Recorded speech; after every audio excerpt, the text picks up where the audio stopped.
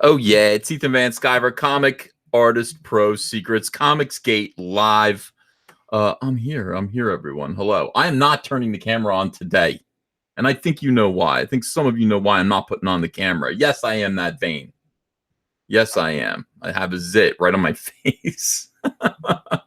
It's horrible. It's horrible.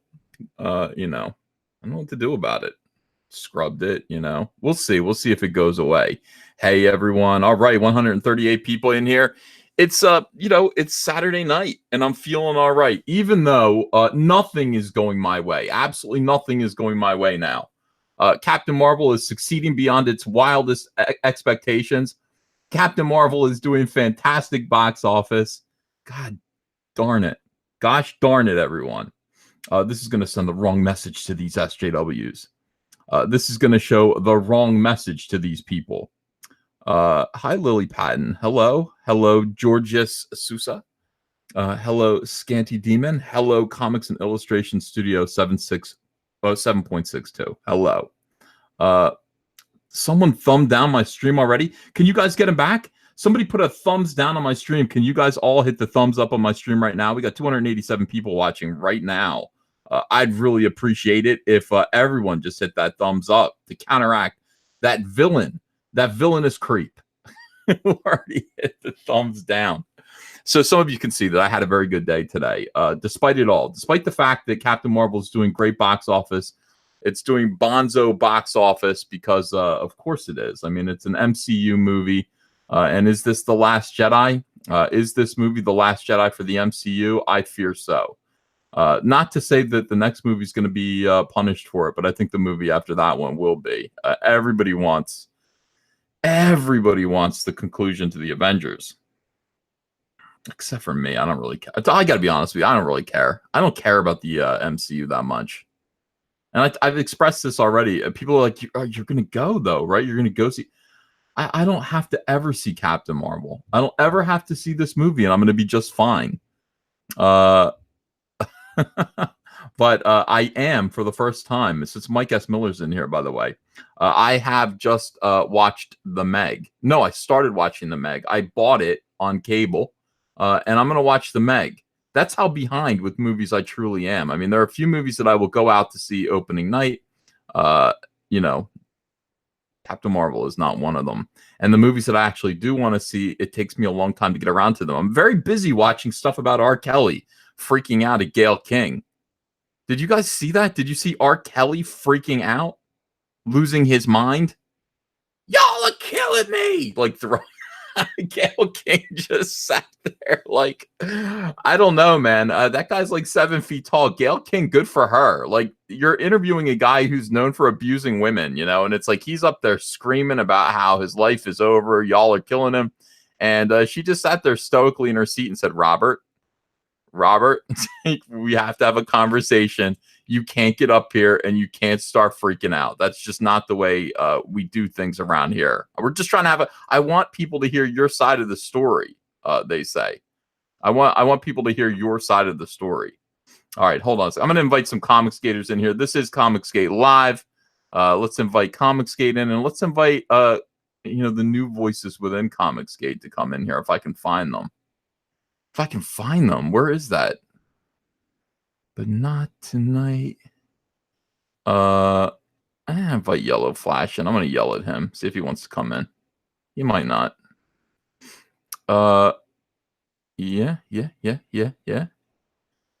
All right. Yeah, we'll see who comes in. We'll see if Mike S. Miller comes in. All right, so what was I talking about? Oh, yeah, so I don't have time. I just don't have time for that right now. I don't have time to go to the movies. I'm busy wrapping up Cyberfrog. I'm busy enjoying the fact that now I get to draw all the survivors. I sent out a message to all the survivors and the people who are going to be killed in this book to send over their data, send over their photographs. So far, I've received one, and it's excellent. The dude took great photographs of himself. He told me what he was doing in 1998, and so probably, he was younger. Obviously, in 1998, he was kind of a young man. But I mean, look, if the world ends in 1998, whatever you were doing then kind of carries on throughout, your adulthood. So pretty fascinating. Like he was a paleontologist, and then That's kind of crazy, kind of cool. We need scientists at the end of the world. We absolutely need scientists. Jonathan A says, "Hey EVS, this is my first ever throwing money at you." Real question though. Did the SJW weirdos ever keep their promise to send girls to watch Captain Marvel? It's been nagging at me ever since the Rotten Tomatoes fiasco. Well, I don't know. I would like to find out. I think there should be photographs of that. I think there should be evidence of these girls piled into buses. The whole thing sounds weird to me anyway. Again, I don't understand how people decide who is an underprivileged child. How do you round up a whole lot of underprivileged children? I'm underprivileged. The whole thing doesn't make any sense. Hello, how you doing? Oh, I'm good. I'm good. What's going on, brother? Antonio, it's great to see you. Yeah, this is a question that will confound the ages. This idea of all of these little grassroots charities, the Captain Marvel Challenge, raising money to buy movie tickets for underprivileged children, right? And they did pretty good, I think. I mean, some of them did pretty good. Now, yeah, they was raising some numbers. Yeah, they was getting them numbers up. Now, what do you do? Like, what is the mechanism for finding underprivileged girls that want to go see Captain Marvel? How do you do that? I really think about the strategic. How do you do that? Right. I Right. mean, do you go to one of those like little charities or whatever? That just sounds weird. It does sound weird. I mean, when you think about remember in the 80s when they were helping the Ethiopians? I mean, everywhere you look, you've got, you know what they did, Antonio, with that, the We Are the World, all that stuff. I mean, they raised money. You know what they spent it on? First of all, they gave most of it to warlords. Yeah, that's why I was like, yeah, they would drop, even when they would drop the food in, the warlords would take all the food and stuff. So yeah, but I mean, you know what they did? They sent all this like dehydrated food to a country that's suffering from a famine. Fucking idiots. Just add water. There's no water. And even if it is water, there's no clean water, because that's one thing. They, even in the places that had water, it was like diseased, and it was a lot of yeah, it was not. Yeah, that's not a good. I'm excited though, Antonio, because I got front row tickets to go see Lionel Richie, and I looked at his set list. We're going, it's for Andrea's birthday. She's like wants to go see Lionel Richie. My birthday's on Thursday. When's her birthday? Well, her birthday's a little later. It's April 2nd, but we had to choose an event that was fairly close to that. Like, getting a babysitter is tough. Hey, Doug Tenaple, how are you? Hey. Good evening, everybody. Yes. Tell me about the babysitter. All right, so the babysitter, this is the thing. Getting a babysitter to watch Ava is not easy. It's just not easy. She's 3 years old, and she is, she doesn't do well around strangers, but Andrea's sister's okay. I mean, for the most part. Ava looks at us like, you're betraying me again, aren't you? You're leaving me. But she will come and babysit Ava maybe once a month. I will not ask for more than one date per month out of Andrea's sister. I just won't. It's like I feel bad about it. She's got to come all the way out here. So, but anyway, she volunteered. She said, my sister's birthday is April 2nd. And I'm willing to come out here and babysit Ava and stay overnight at your place. If you guys want to get a hotel room or whatever, you want to see a show, dinner, breakfast in the morning. I was like, yes, give me a minute. So I was like, went through StubHub and found all the events that were happening close to that. And I said, well, out of all the events that are happening in the 2-week perimeter of that, there's Smokey Robinson that she would like that Andrea would want to see, There's Smokey Robinson. There's Lionel Richie. Now, we've already seen Smokey Robinson. I think we took you guys to see Smokey Robinson with us, via camera, via live stream. And we have not seen Lionel Richie, and she definitely wants to see Lionel Richie. So I got those tickets. Anyway, he's performing. You know what his encore is? No. We Are the World. Oh. Yeah. When we heed a certain call. One of my favorites. It's one of the worst songs in the world. I remember when they got all the radio stations together and they said they're all going to play We Are the World at the exact same time all over the world or whatever. And I remember that. Now we all turned the radio on and it was like on every single station they were playing We Are the World all at the same time. It was great. It's we are the children. That's the worst line. The We Are the Children. Well, I know now, in retrospect. especially now. You know, that's the thing. But yeah, so we're going to go see Lionel Richie. That We Are the World song. I wouldn't say it's the worst song ever written. There are other awful ones. Hands Across America was pretty creepy. Yeah. You know. Do you remember when they tried to do that? They tried, there were big gaps all over the country where they were trying to make it where everybody would link hands all over the country, like all from one end to and there were like big gaps where they. There was no unity in America across there. Wasn't that a Whitney Houston song too? I believe the children are our future. Oh yeah. It's another bad children's song. Yeah, the children. Yeah. A lot of people were concerned about the children. Hands Across America, though. I mean, Trump is facing the same problem right now with the wall. You know, the whole idea, for those of you kids out there who didn't remember this, Doug will tell you because he's an old man like me. Hands Across America was another one of these dim-witted 1980s kind of things that happened. At the time, felt so important. Hands Across America, everyone was going to pay like $20 to have a spot to hold hands. And everyone was going to link hands. The hippies in the 1980s, they revolted against Reagan. That's what it was. The hippies rose up and said, yeah, you want to give us Star Wars? Well, we're going to do Hands Across America. And that's kind of what the whole thing was. Everybody holding hands across America. You paid to have a spot. You got a little ribbon, and it was Hands Across America. Can you imagine if I showed up, Ethan? If I showed up, people would be paying $20 to hold my hand. Yeah, somebody paid to hold Doug April's hand. Oh my God. I need hand condoms. It's like I need hand condoms for Doug. Yeah, pay money right here, baby.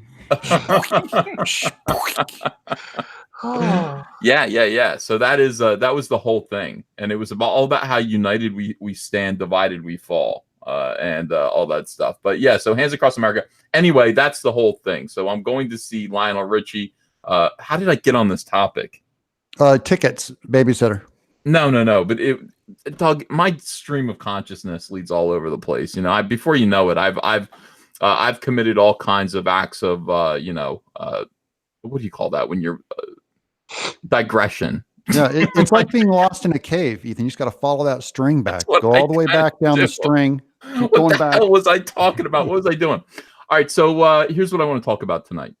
All right. A couple of things, actually. First of all, Doug, I don't know if you saw this, but before I get to this, again, another digression on the way. Doug, all right, so as you may or may not know, Tim Pool appeared on the Joe Rogan show.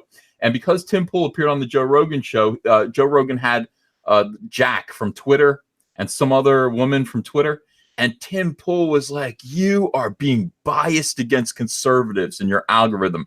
You're not, all you guys ever do, you pay more attention to far leftists and SJWs. You don't pay attention to the conservative voices on Twitter.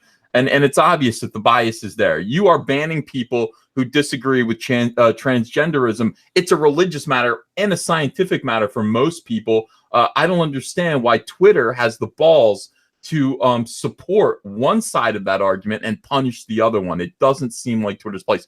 And Jack was like, whoa, what? Like, maybe you're right. So now suddenly Twitter has become different overnight. Okay, thanks to Tim Pool, investigative journalist, Twitter has become a different place, and people are letting me know that, because I am a big voice on the I would say on the right of center when it comes to pop culture. They're starting to show my tweets in the moments. Look at this.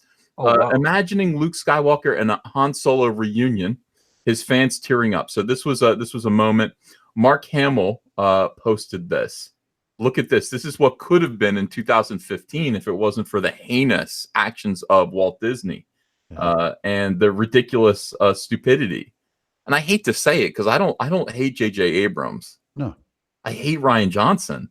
I really don't hate J.J. Abrams, but boy, did they drop the ball here. And I don't know. I only hate J.J. for not seizing the moment. None of us can see the future, but he had it in his hands, and they thought, we have all the time in the world. No, he didn't, because he killed Han Solo.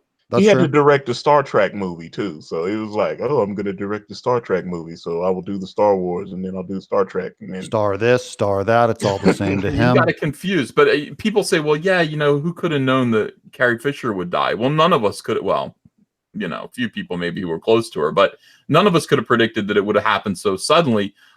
That doesn't matter. That's irrelevant. They killed Han Solo. J.J. Abrams killed Han Solo without getting the three of these characters together. Then he's got to take credit for that. He blew the big union. I've said this over and over again. That is like being a concert promoter who has all four Beatles. This is before 1980, Doug. Okay, yeah. This is before Mark David Chapman.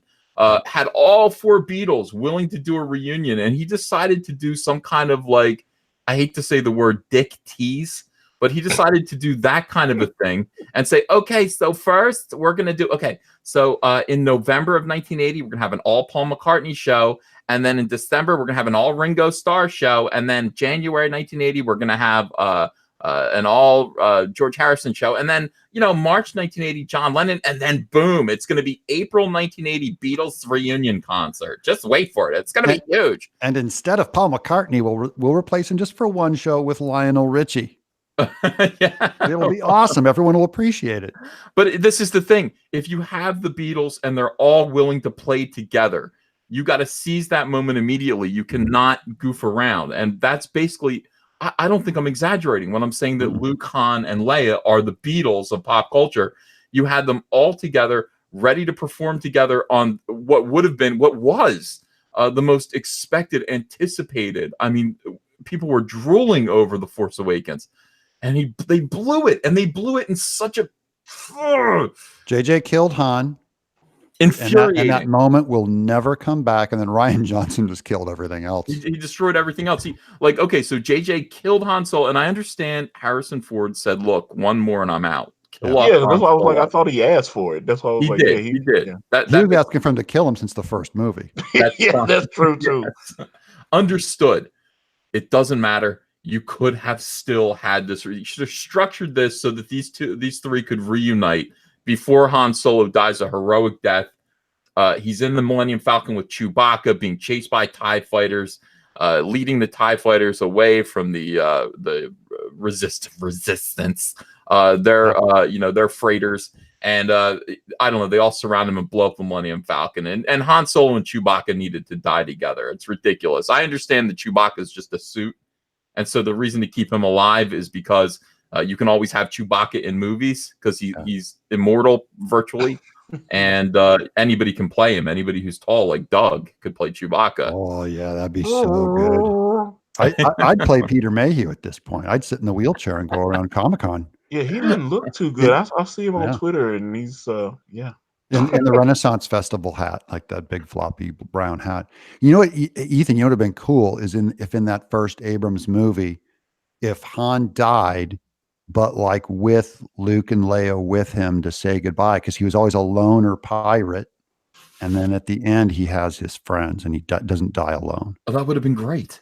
Oh, almost anything would have been better than this. It was just scattershot, disorganized, and it didn't pay off. I really think that the movie would have made twice as much money. And it made a lot of money. It made $2.3 billion. It's I think it is the single biggest movie of all time. But it could have made twice as much money if they had just given people what they wanted. People were happy to see Han Solo. I was happy to see Han Solo. When Han Solo was on the screen in The Force Awakens, I glowed. I was excited. He was great.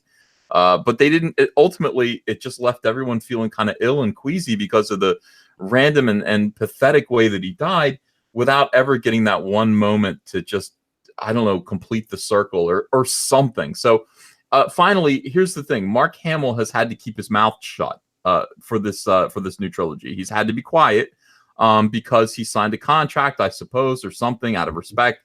Who knows what? But every now and then he kind of hints. He'll just let it out there. You'll see his face when he's sitting next to Rian Johnson.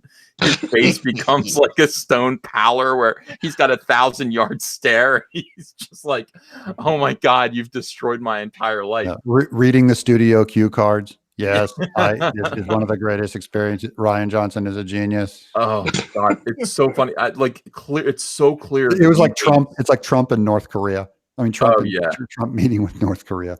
This guy's a great guy. It's my God, it's so clear he hates. So anyway, now the movie's finished, Doug. Antonio, they finished Star Wars. Like they finished episode 9 last month. All the shooting's done. I thought there was going to be some reshoots over the summer, though. I thought. Well, I saw there might that. be, there might Okay. be, but one assumes the Mark Hamill's finished. primary filming is. Yeah.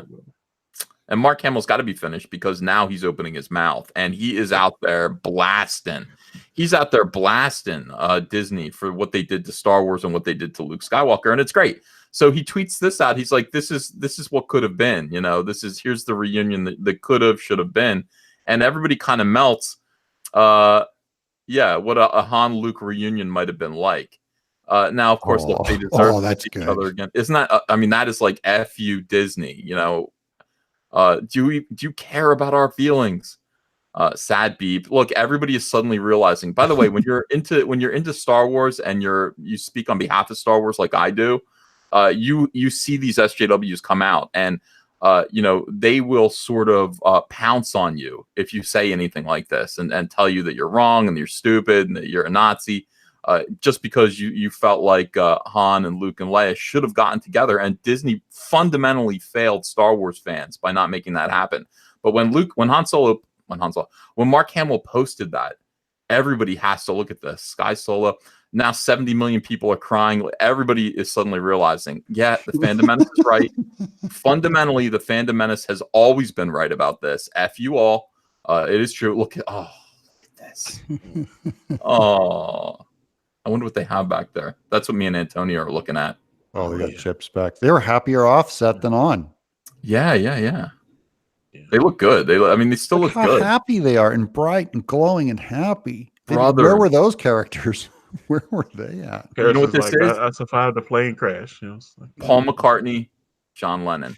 That's what this is. A pop culture. This is what would have happened. Like the Paul McCartney and John Lennon of pop culture. Here they are. But no. Ryan's the Yoko. Yeah. They're bringing Han back as a Force ghost. That is confirmed. Well, I don't think he was ever Force sensitive. Yeah. He was Force insensitive. That was the whole thing about him. They ain't got anything else right, so they should fix that. So why couldn't they? Look, this guy's like, look, it's sci-fi. Just make it happen. I don't know who Sebastian Roche is. Oh, he's a husband, actor, and rock climber. Should have known.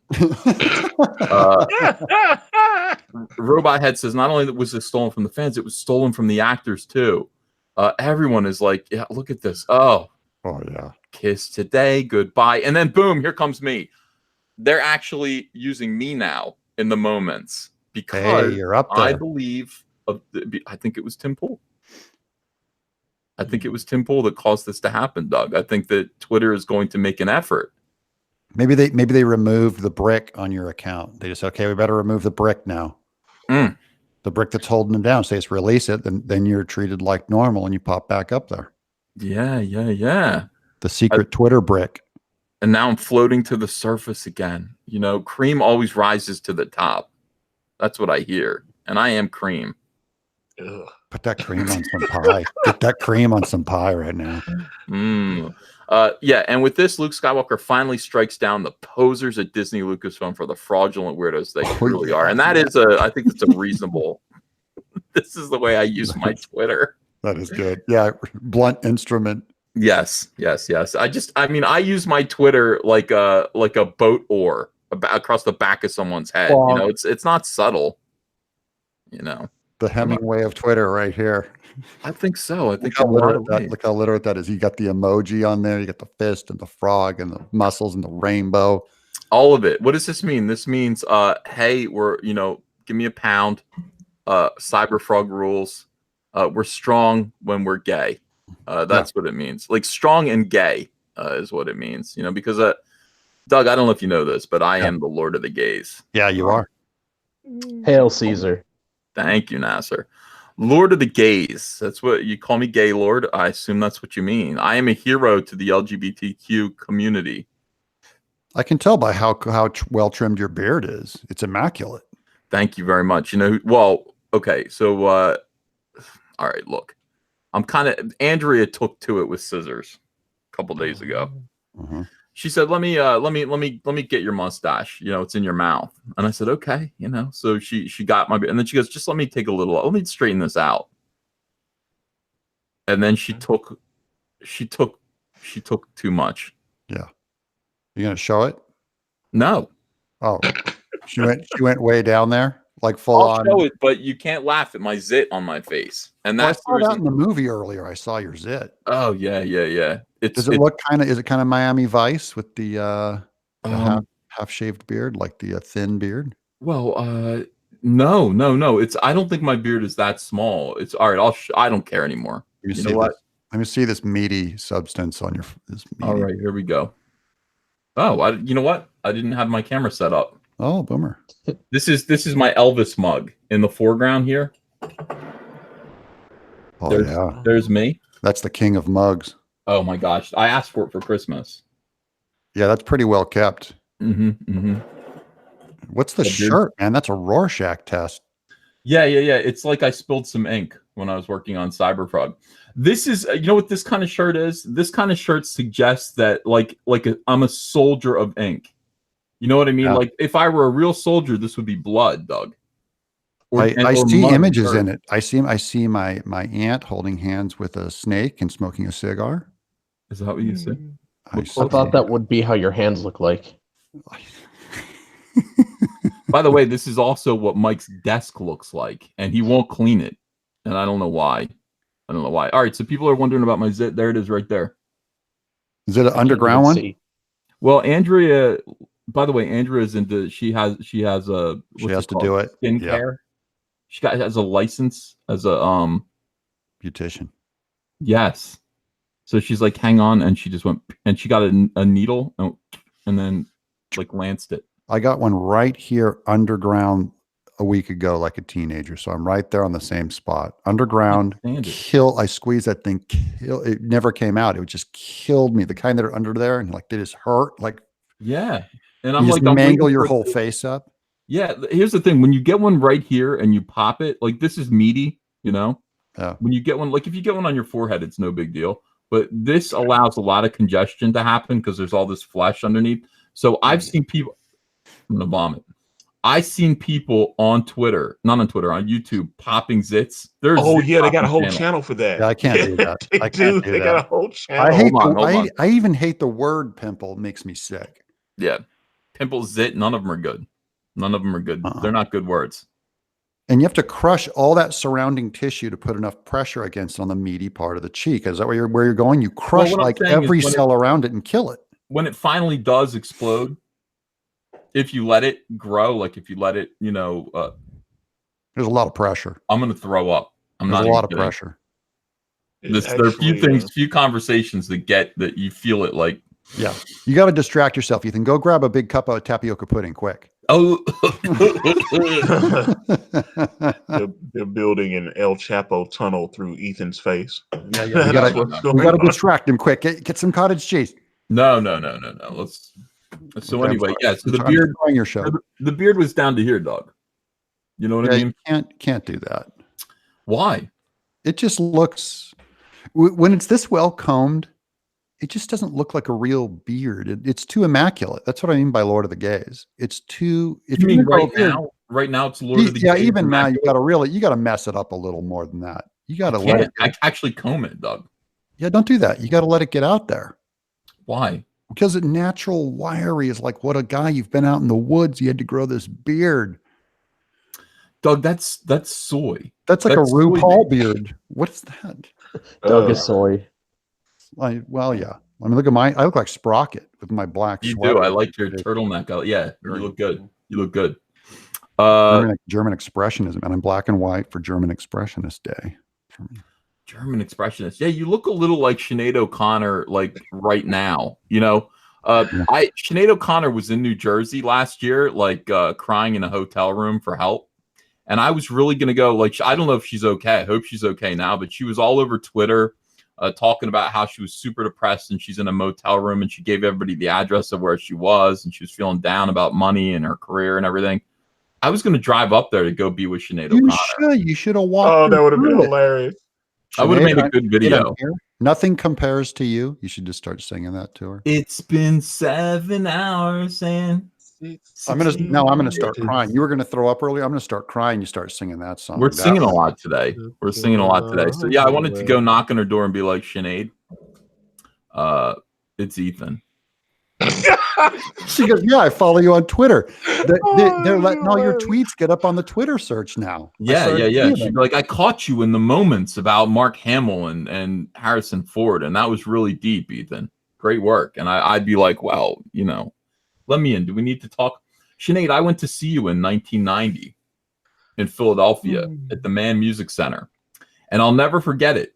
I went to see your concert, and you came out on stage, and everybody went crazy. Woo! Standing up, screaming. And this is the first and only time I've ever seen this happen, and it's never left my head. Sinead walks up to the microphone, looks around at everyone, and goes, "Can you all shut the fuck up and sit down, please? I can't sing when you're cheering."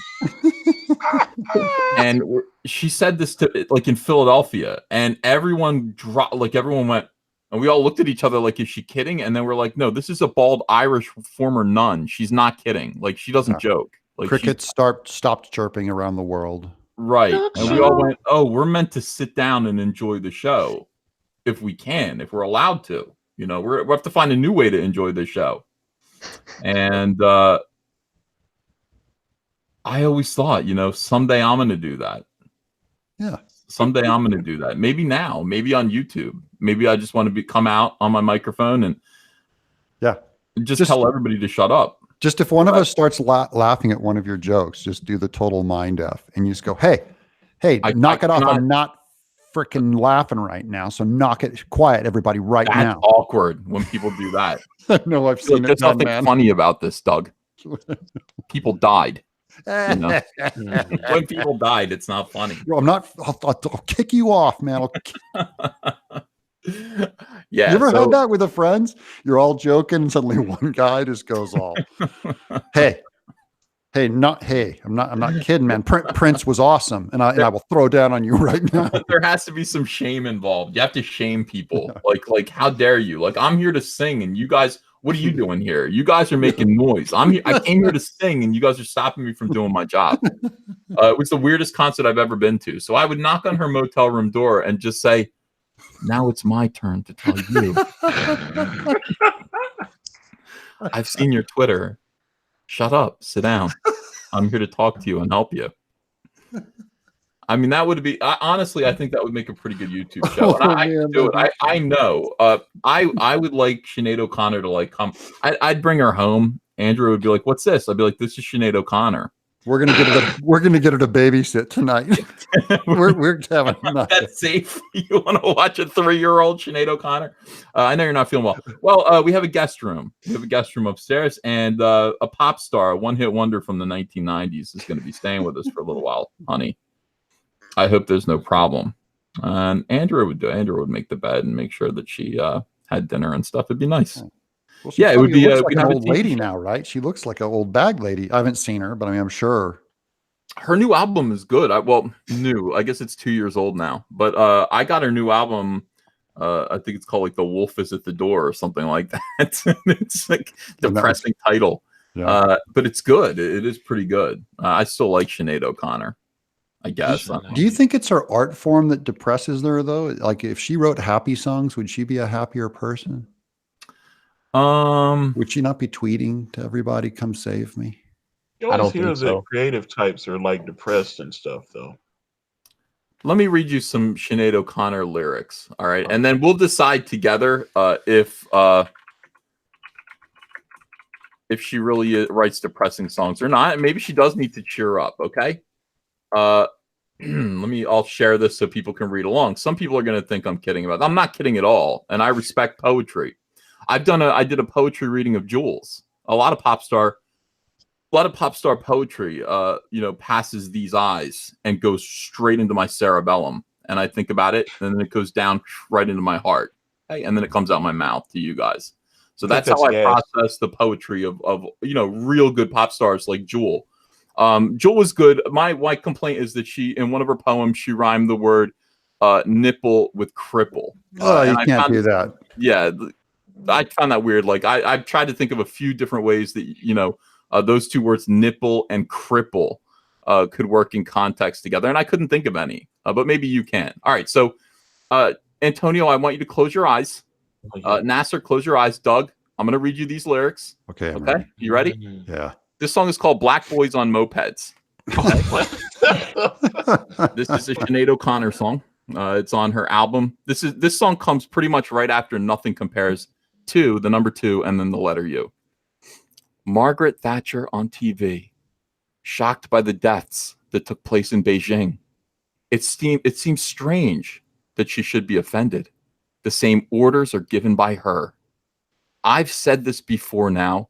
You said I was childish, and you'll say it now. Remember what I told you. If they hated me, they will hate you. England is not the mythical land of Madame George and roses. It's the home of police who kill black boys on mopeds. And I love my boy, and that's why I'm leaving. I don't want him to be aware that there's any such thing as grieving.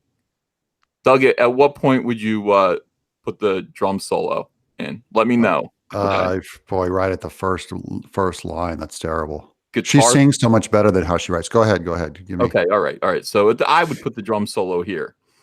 Young mother down at Smithfield, 5 a.m., looking for food for her kids. In her arms, she has 3 cold babies.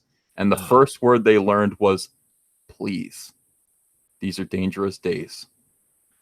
What do you think of that, Doug? And be honest. Honestly, I think it's not that good. Well, better criticism than that, Doug. Okay. I like a little more putting the words together, because when I write bad poetry, and I do write poetry, it's very bad. Of course you do. Because it's actually very hard to give it like a melody that sounds like kind of like a normal sentence. It's actually easy to block in ideas, and that's what sounds like she's doing. Block in ideas without an elegant way to string them all together. That's how, to me, how bad poetry sounds. Yeah. Well, it's not that it's bad. I think it's actually objectively good. It's just not happy. And to your point that if people wrote happier songs, they might live happier lives. I mean, look at S Club 7. You know what I mean? I hadn't heard that title, that group in a while. So. How are they doing? I don't know if they're doing good. I shouldn't have They're said only that. living in your head right now, Ethan. Yeah. That's it. I'm worried about S Club 7 now. I don't know. I'm not sure, Doug. But all I know is that we write the songs that make the whole world sing. And we do it as comics. I mean, we do it in comic book form. I got that Barry Manilow reference. The write the song. Yeah, if I couldn't write the depressing dark, I have that in me. But I mean, if I stewed in that all day for 6 months straight, drawing dark stuff of people cutting themselves, that's just not my vision for the world. To me, that's what the world already feel is. attacked right now. Yeah. I'm talking about you, Nasser. When you posted that image, there's like a clown, some it clown. I'm just going, come on, something. Yeah, Nasser. Yeah, a little. What's with the clown? It's been done. Stephen King did it. Your hero. Is your hero Stephen King, Nasser? No, my hero is Ethan Van Sciver. Thank you. That's all I ask. He says that on this show, but usually it's Stephen King. Although if he was talking to Stephen King, he'd go, "Oh, it's Ethan Van Sciver." Why is he like that? Why is he so contrary?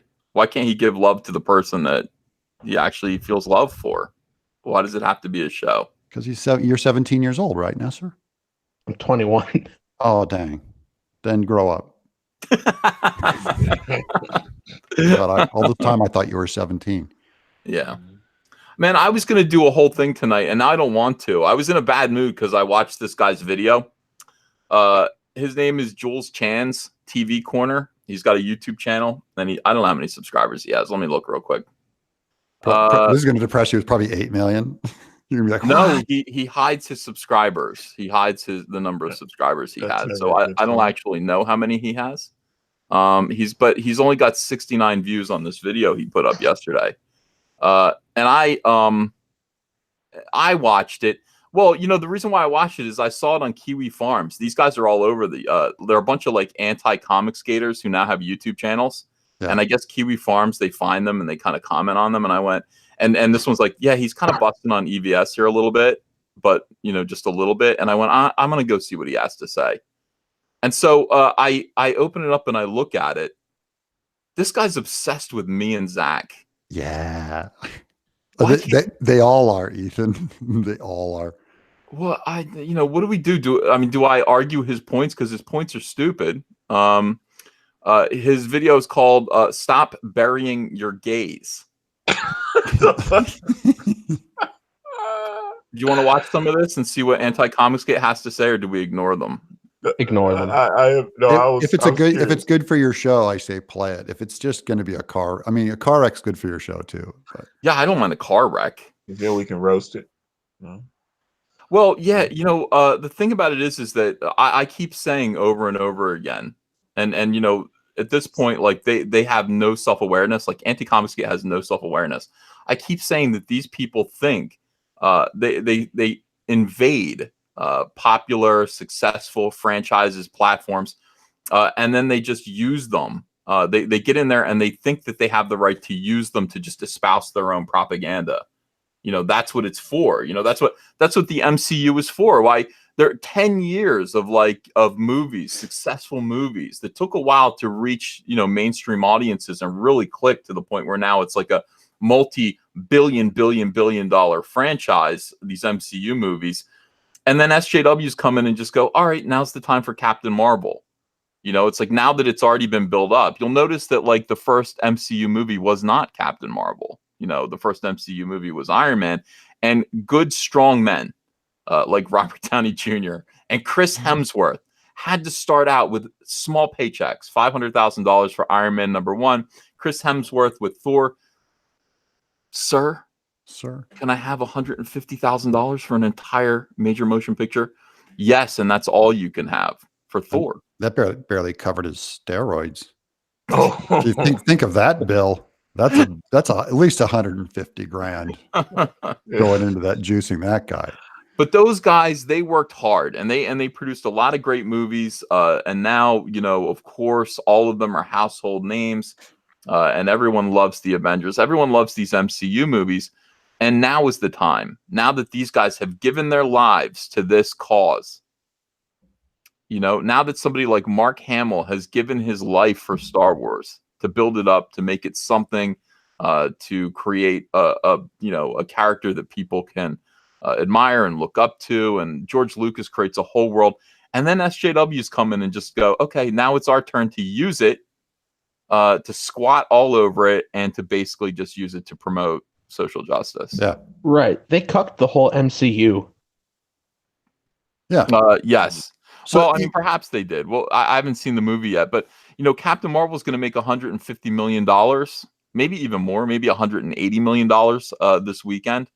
And the movie's not very good from the reviews I'm reading. It's just kind of like, hey, look, the platform is already here. Now that it's successful, now that you've got your audience, now's the time to expose them to social justice. Yeah. And this is the thing. I mean, this is what this guy is saying here. This oh my God. All right, I'm going to show you. Yeah, get him on. All right. This is the entitlement. This is the arrogance of today's millennial SJWs. 64 views, and now you're going to give them 8 million billion. Well, look, I want to expose people to this. I think this is just fine. Hey, good. Look at that art direction. Look they at that. See this, and they should know that I'm right. All right, let me get up here. All right, so here's his avatar. Please don't date my children. Please, Lord, don't let them date my children. You understand? Do you see what we go through around here? All right, let's hit play on this. Now, this guy hates me so bad, and I don't even know who he is. He also hates Zach. Like, we are the demons in his head. But just ignore that and listen to what he's actually saying. We'll just listen to a little bit of this. There you go. Jesus. All right, he says, I'm not dead yet, guys. I don't want to think about a tunnel and things going up it right now. That's his proctologist footage. Anyone who saw my last topic video, you should know that I love representation in all its forms. And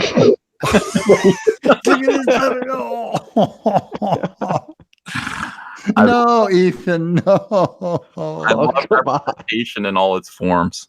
I'm quitting YouTube. I'm quitting life. I'm going to go jump off a building. Hold on, guys. Dog show. I know. I got to go kill myself right now.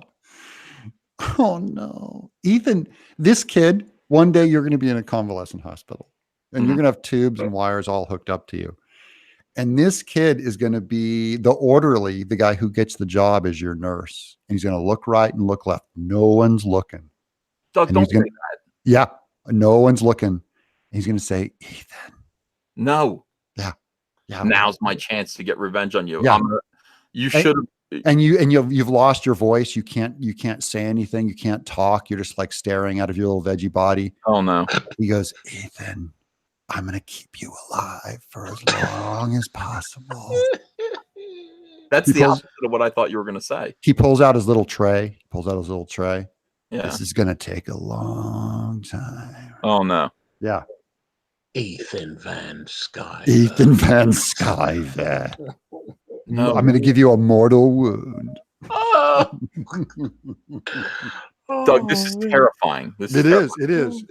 Look at his abs. That's impressive. He's got good abs. He's got a nice little. Just the voice was terrifying, Ethan. You realize you're older than his father. We're older than his parents. Dude, I know, but he's look, he's fighting us. I guess that's appropriate. I mean, you know what? If he's 20, I guess that's the right thing to do. I have to explain to Andrea all the time because it's tough when you have a little teenager, and she doesn't have a teenager yet, but Kaylee is Kaylee's like 12, so it's getting there, and she's just like, why is she fighting? Why is she? Well, this is evolutionary. This is what kids are supposed to do. They're supposed to pull away from their parents and fight and rebel, because if they didn't, then they'd always live with you. And they'd never get out there and become, and reproduce and carry on that. So it's all evolutionary. You're supposed to fight your parents. You're supposed to go, Mom just doesn't understand.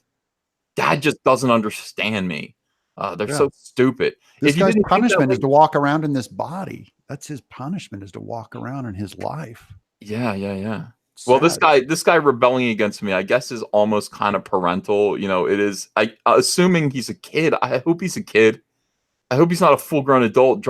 When people bring me stuff like this, Doug, how many times has this happened to you when you're at a convention and someone goes, "Will you review my portfolio?" Yeah. And you look at this. Yeah. You know what I mean? Yeah. That's about 90% of the portfolios, probably 95%. No joke.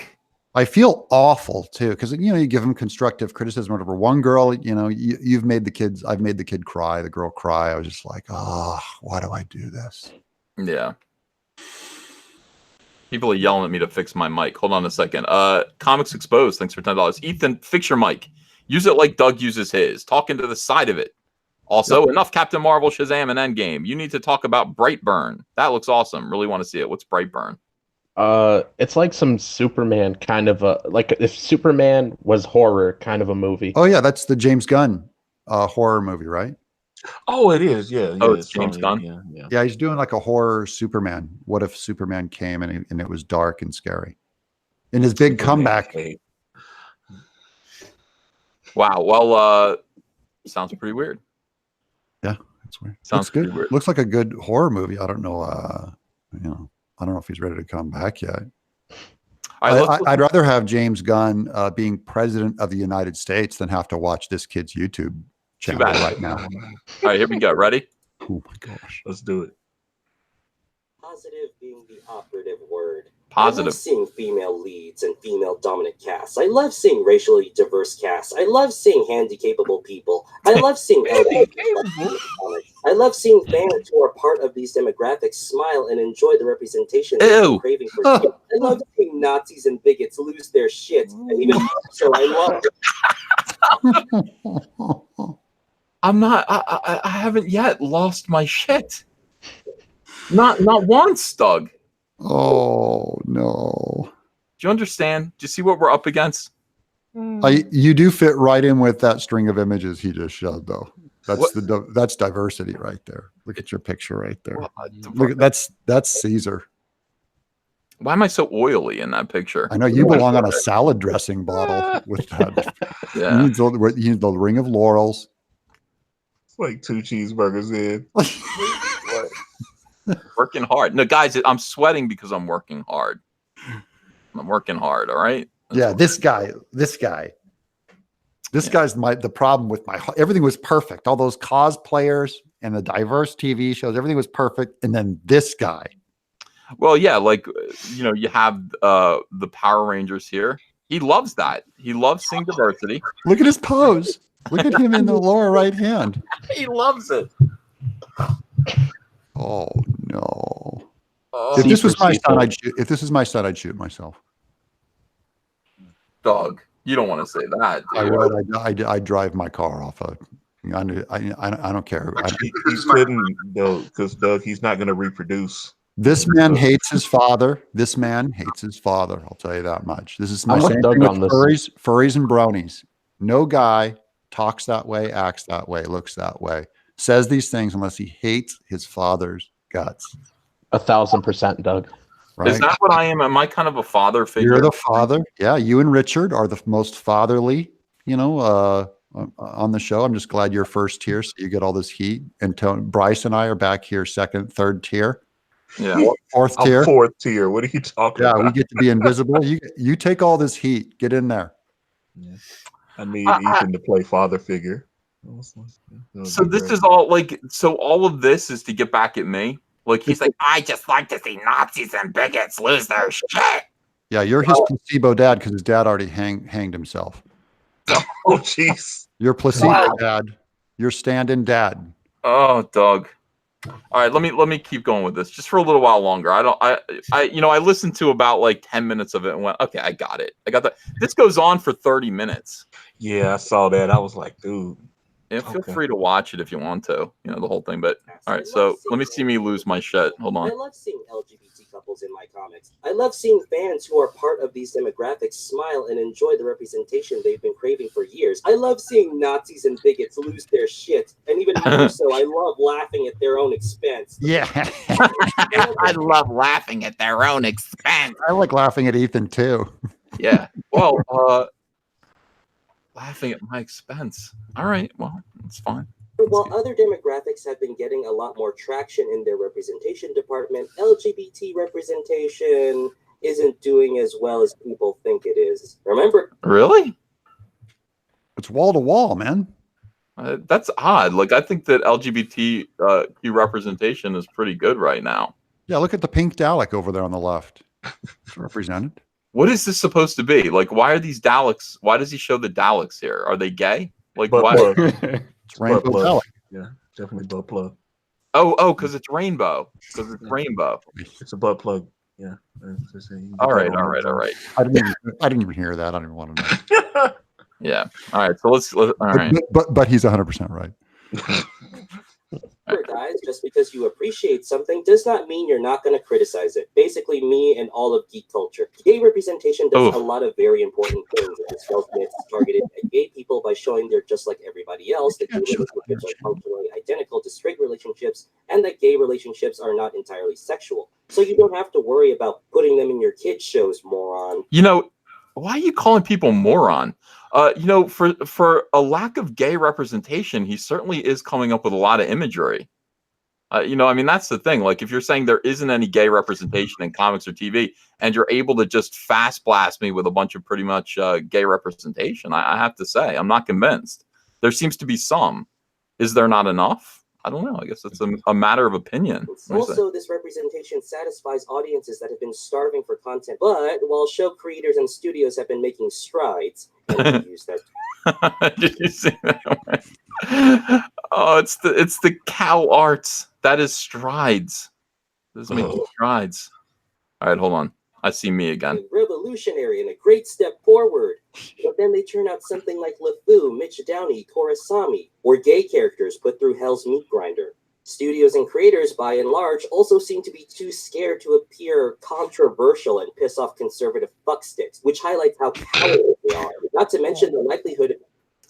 I haven't noticed any of this. I've got to be honest with you. I haven't noticed any of this kowtowing to conservatives. That is my opinion. I haven't seen it. I don't see it either. I don't get it. This is all projection. He's filling in all the. Hey, look, it's Ro. Hey, how you doing, Doug? And Cecil, yeah. It's funny. I got a zit too. Believe it or not. I got a zit. Well, I'm glad. I felt all alone for a second there. I did, and now I'm glad everybody gets acne. That's what Andrea said. She said, don't worry, Ethan. Everybody, it's relatable. It sure is. I got one on my eyebrow. Oh. Really? Yeah. It's a worse spot, man, right over here. But you know what? It hasn't come out. I'm just not going to touch it. Yeah, that's right. You pull the hair follicle out, and pow, it all comes. Yeah. Yeah. Well, anyway, you guys can go. I just wanted to get to the 2 mentions of me as conservative fuckstick, crying into my Cyberfrog bed sheets. What's Would the you title go- of that channel again? So Ro can subscribe. Jules Chan. Jules Chan, huh? Jules All right, Chan. War Campaign, check it out and let me No, know. no. no. Don't harass the kid. If you wanted to see, yeah, thank you. Blackheads points out that my shirt is kind of gay. This is not gay. It's a war shirt. You know, it's like when you're drawing and you're spilling ink everywhere, bro. Right on. Like Yeah, this- yeah, definitely. War shirt, Caesar. Yeah. War shirt. Thank you. We'll support there. Where I'm from, gay is saying you have gay clothes is a compliment. It means that you're very stylish. You're very stylish. You're very Project Runway. That's a compliment. It means, you know, if they say you have like farmer clothes, then that's like the insult of, or you have Mervyn's or Target or something, then you're tasteless. But if you have a gay clothing, that's a universal compliment. I shop at the gayest places on earth. You Yeah. know. That's right. Like Der Wiener Schnitzel? No, you know, my clothes, yeah, you know, Well, you know, that's it, Caesar. I mean, you got to look stylish. I mean, look at the back of this jacket. let me see.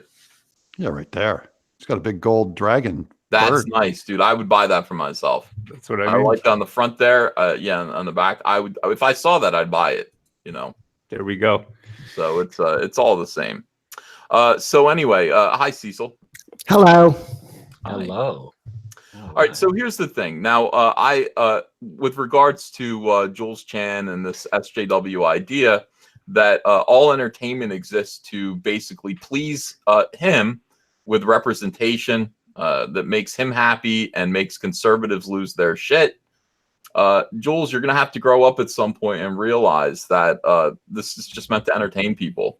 It's not meant to be a pedestal. It's not meant to be something. It's not supposed to be a bullhorn for you to, I don't know, shout about whatever your political whims are at any given time. People do need to make money at this. Now, that's not to say that there shouldn't be gay characters. There should be. There absolutely should be.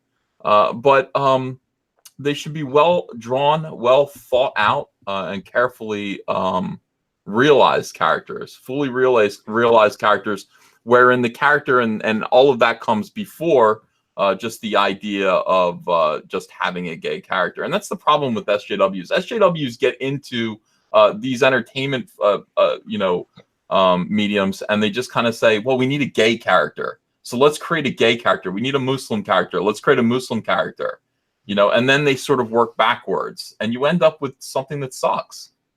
And that is definitely a problem. You sound just like a Nazi right now. There's no comment to that. Yeah, There's no response. You just killed the stream, Nasser. Yeah, now push your book. Does anybody want to buy Nasser's comic? I just refunded. Nasser, you know, here's the thing about Nasser. Let me just put it to you this way. Nasser, I had to tell Nasser to stop it. And I apologize. Nasser is so annoying. And I realized he's just 21 years old. But Nasser kind of hits me up and goes, "Are you busy today, Caesar? Caesar, are you free today?" Yeah. No, that's what you say. You go, "Caesar, are you free today?" In a private message to me. And I go, "I'm very busy. I'm never free. I'm never free." But the reason he's asking is, can I come on your live stream and promote my comic book today? That makes me not want to do it, Doug. Yeah. My apologies, Caesar. Yeah. You You can't be the reason why it's going to work or not. Nasser, the answer is not outside of yourself. The answer is not outside of yourself, buddy. What does that mean? I don't know what you mean by It means that. he needs to look to himself instead of saying, everyone throw me a life preserver Look because to I'm the in forest. trouble. It's like I like coming up and helping people who are jamming on it, helping themselves.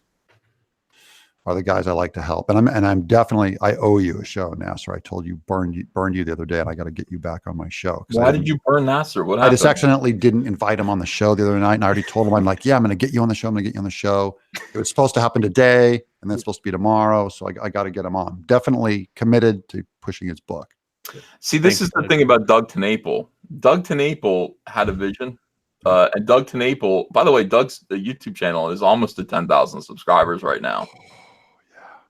Where are We're you getting at? there. Are you there yet? I'm close. I'm 500 away. 500 people from 10,000. Wow. 10,000. That took me, let me see. I think I got 10,000 in February. I started in October of 2017. I hit 10,000 in February. It took a good 4 months to get to 10,000. And it took a good 4 months of constantly daily producing content every single day. Every single day. I'm not so good at the every single day thing. It wasn't me going to Nasser and saying, can I be on like your show? It was me building my own show, like my own content, Nasser. Do you understand? You think can I be on your channel? That would be awesome. Thank you. Yes. Nasser was doing daily content. For a while, he would go to his car for lunch and then eat a sandwich while staring. That was for a few weeks. I deleted most of those. It made me so angry. I would see it. I'd be at work and I'd look at you eating, and I would just be filled with such rage. Did you scream at the computer? I would, yeah, it would ruin my day. I'd be like, I'd talk to people angry afterwards. They're like, what the hell happened to you? I'm like, you don't understand. I just saw this fucking guy eat a sandwich. I saw the one where he's eating pizza and the crumbs are all over his face. I don't know why. I'm not an angry person. Was he talking? Was he saying? No, he was talking and eating. No talking, just staring at the camera and eating. And asking for super chats as well. I love that. Oh, that is so good. I think it's the fact that he assumed that this was a treat for somebody out there, and I just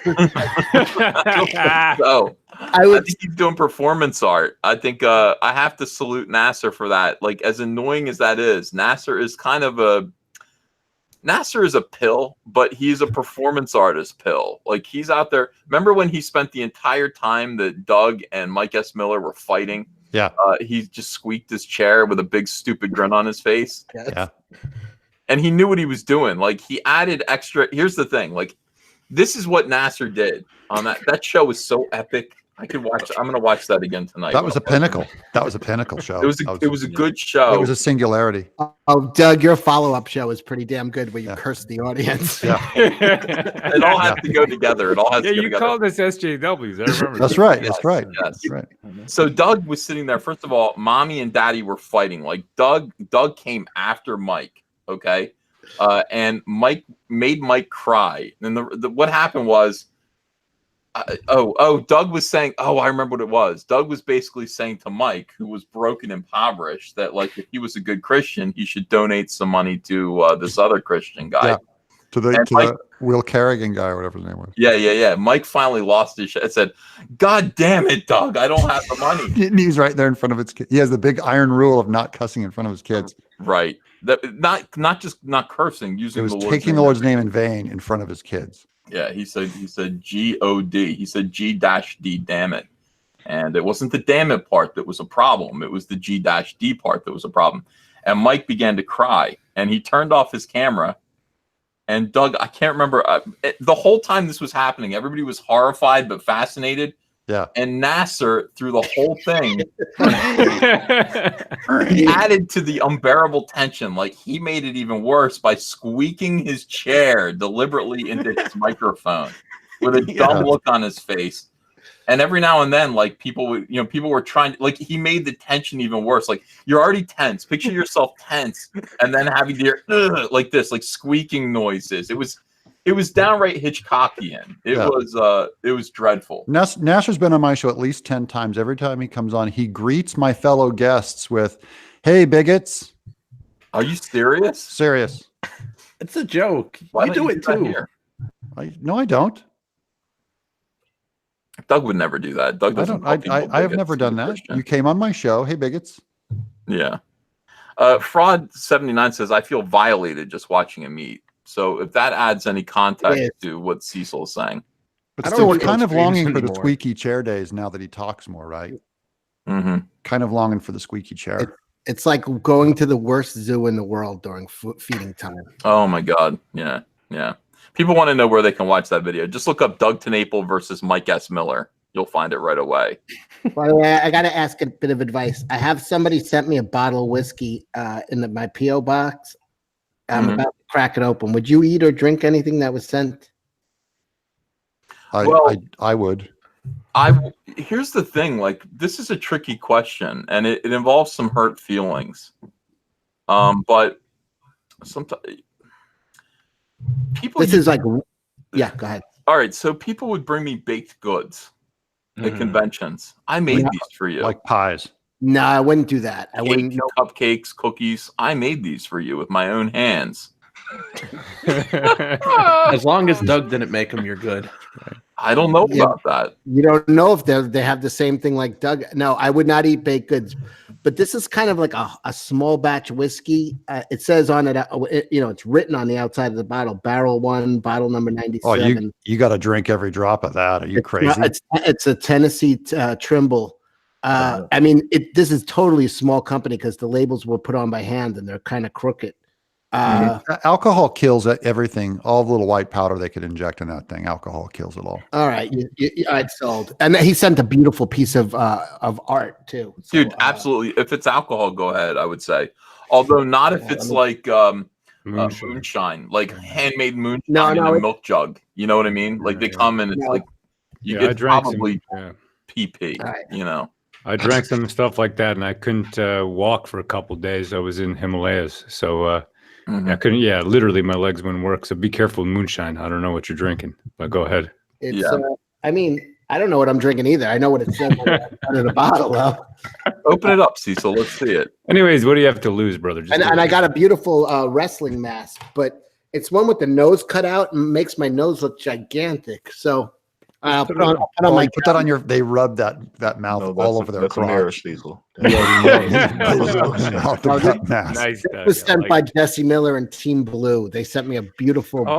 They're part of War Campaign, man. Yeah, they sent beautiful. That's great. Oh, look at that. War Campaign send you that stuff, man. They sent you. Yeah, right on, man. So War Campaign sent you a big box. That's awesome. I remember that, man. That's good. Yeah, that's a big blue box, right? Yeah, I drink that. I drink that. Oh, well, then that's from our guys to drink it. Don't worry about it. No, the whiskey didn't come from them. Okay. They sent me a switchblade, an enema. A switchblade? Everything. Yeah, they sent me like so much. A huge C-3PO doll, a Hillary doll, like 50 things. A huge box just filled with. I did a video yesterday about it. But all right, here we go. Bottoms up. Cheers. Yeah. Hail, brother. Easy on the ice, brother. Hail, Cecil. C for Cecil, everybody in the chat. I was thinking about drinking today, but I decided not to. I'm working. That was a bad decision, Ethan. You need to drink. Yeah, I just can't do it. All right. Did you go to Monster Mania? No. Oh shit! It looked like a good one. No, I know. I want to meet Dylan McDermott. There are a couple of wrestlers there that I want. Well, wow, everyone's saying C for Cecil. Bottoms up. Yeah, I wanted to go. I decided not to go because we're buying a house, and so we're saving all this money. And I felt bad. Andrew's like, just make sure that you keep your spending down because we need a big down payment, and then you need to show that you've still got money in the bank and all this stuff after that. And it's just like, it's horrible because Monster Mania, and I would probably spend $1,000 at Monster Mania. I wanted to check out Fairuza Balk there because I always had a crush on her. Well, if you come down, I'll go. I mean, if you want to come down, well, you're drinking. You're not coming anywhere tomorrow. But I would go Sunday, I guess. I'm right on the verge of going there. But we went to a new house today. We looked at this new house, and I don't know how I feel about it because Andrea loves it. That's the first thing. But like most of the homes around this area look like McMansions. They're very modern. But this one looks very like countrified on the outside. But it has a big, like it's sitting on an acre, has a big swimming pool, hot tub in the back, barbecue, fire pit, all this stuff. It's Does it have like a cedar shake on it, something like that on the outside? It's got the wraparound porch with the rocking chairs on it. It looks like the Walton's house. Nice. You're hiring a gardener though. You're going to be paying that. Well, I do that already. That's a lot of money a month though on an acre. Yeah, we have gardeners, we have maids. So that's something that we do already. But I don't know. So I'm being cautious, man. I'm being cautious with money and not going to get autographs, not meeting Dylan McDermott, not meeting Christina Ricci. Yeah. Is she a WrestleMania? Monster Mania. Monster Mania. Oh, Monster Mania. I'm sorry. Because what was it? She was Adam's Family. What other monster movies was she in? Well, she's in Sleepy Hollow. Hang on, Mythos Irving, All thanks for $50. Says I have to go now. So if you could read my super chats now, Ethan, please. Well, let me read some super chats. So some people are leaving, and I don't want people to. You understand, Cecil? 8 on the West Coast. People are going out. Yeah. People are going to see Captain Marvel, aren't they? Yep, they're sneaking out. They want you to read your super chats. They're going to sneak out and see Captain Marvel. That's so depressing. All right, let me see here. There's a scene at the end of that movie, man. Wow, you wouldn't believe it. Oh, when Really? they cucked the whole MCU. Yeah, well, she's cradling Jude Law in her arms, and man, she just cucks him so hard. I swear, I felt it shrivel up. Let's see. Daniel A, thanks for $1. Ian Howe, thanks for $4.99. Says, did you happen to see the CNET story I tweeted at you regarding Gail Simone's girls only comic store on eBay? I did see it. I don't know. It was bait. I'm not going to. It takes a lot for me to do anything about Gail Simone because she loves it when I talk about her. She loves it. She goes, talk about her too. She goes. He's gonna do another story about me. Just you watch. I only did 2, and they were in response to things she said to me. I don't really. I don't care about Gail Simone. Comics says, Ethan, let's stop talking about Captain. Okay, I read that one. Stephen Avery says, Hail Caesar, when's your next PO box drop? Maybe Monday. I slept a lot today. I realized I was tired.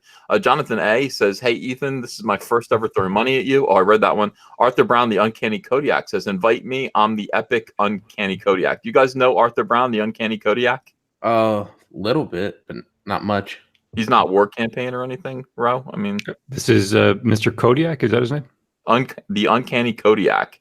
No, I don't recognize him. I've seen him around Elliot streams a lot. Yeah, he's on Elliot's stream. He's been in mine a few times. Oh, he's friends with Elliot? Okay. Yeah. Arthur Brown, let me get to know you a little bit, and then I'll invite you in here. Donut Swan says, get Ro in here. His Brie impersonation is sick. Oh, really? Show us, Ro. I want to see that.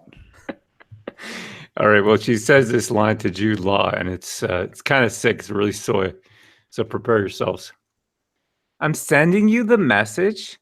Tell the Supreme Intelligence I'm coming to end it. The war, the lies, all of it. I just shriveled up. Yeah, I know. That's good. That's brutal. Yeah. That was a good imitation, man. Thanks, brother. Thank you. So that's the pager line. Yeah, bro, that was hot, man. Thank you. Thanks, brother. You're welcome, Antonio. That really made me, I feel that made sick, me bro. sick. I know, I feel very good.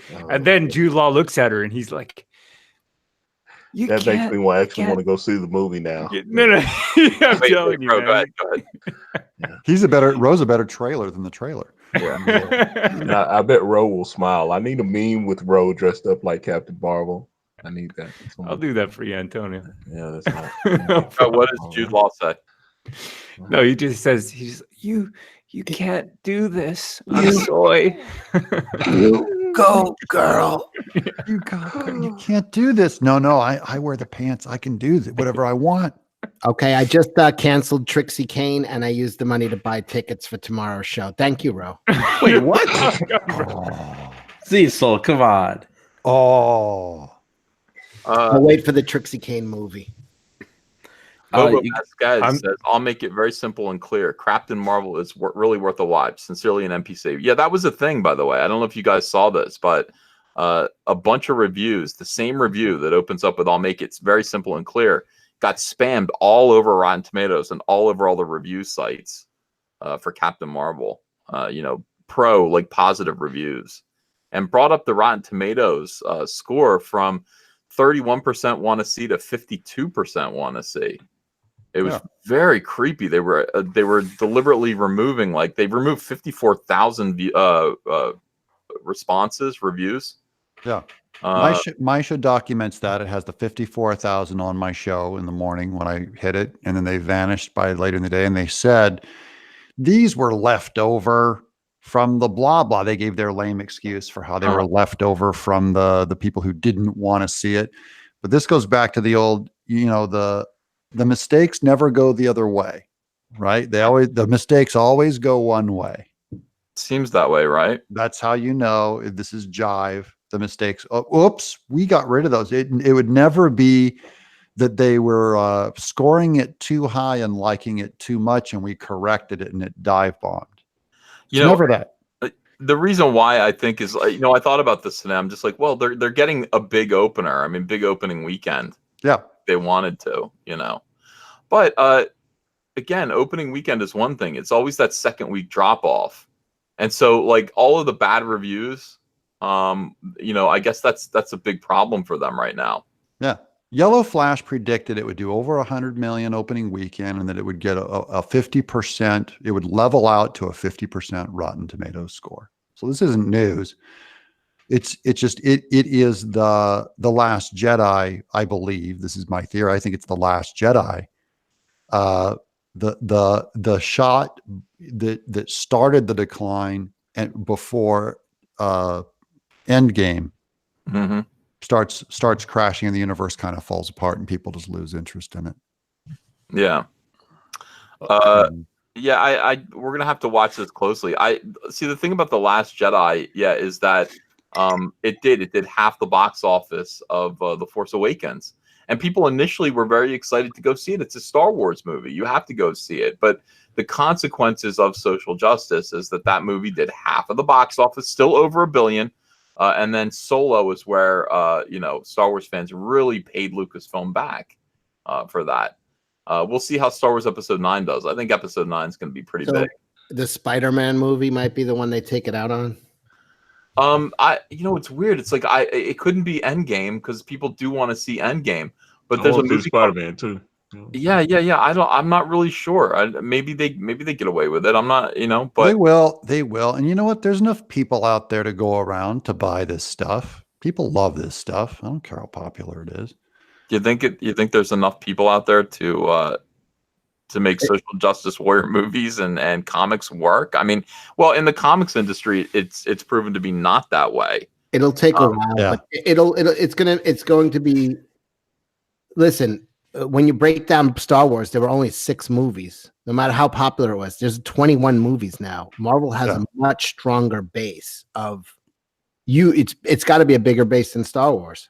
Yeah, and the culture of feminism and leftism is much broader in movies. They have hundreds and hundreds and hundreds of movies and TV shows pumping this ideology out.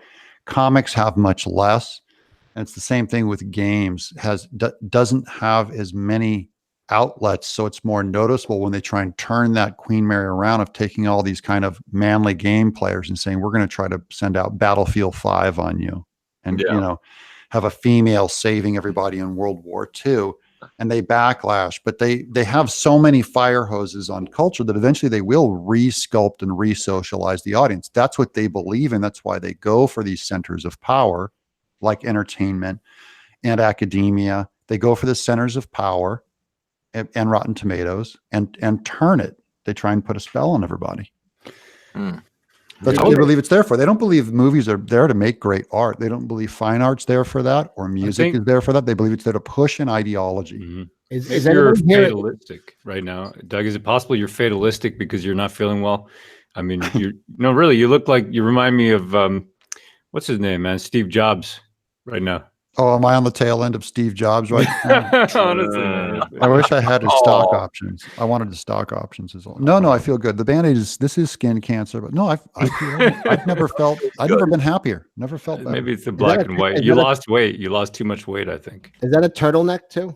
Yeah. This is an old beater. This is one of my power sweaters. This gives me power. I think you're just fatalistic, brother.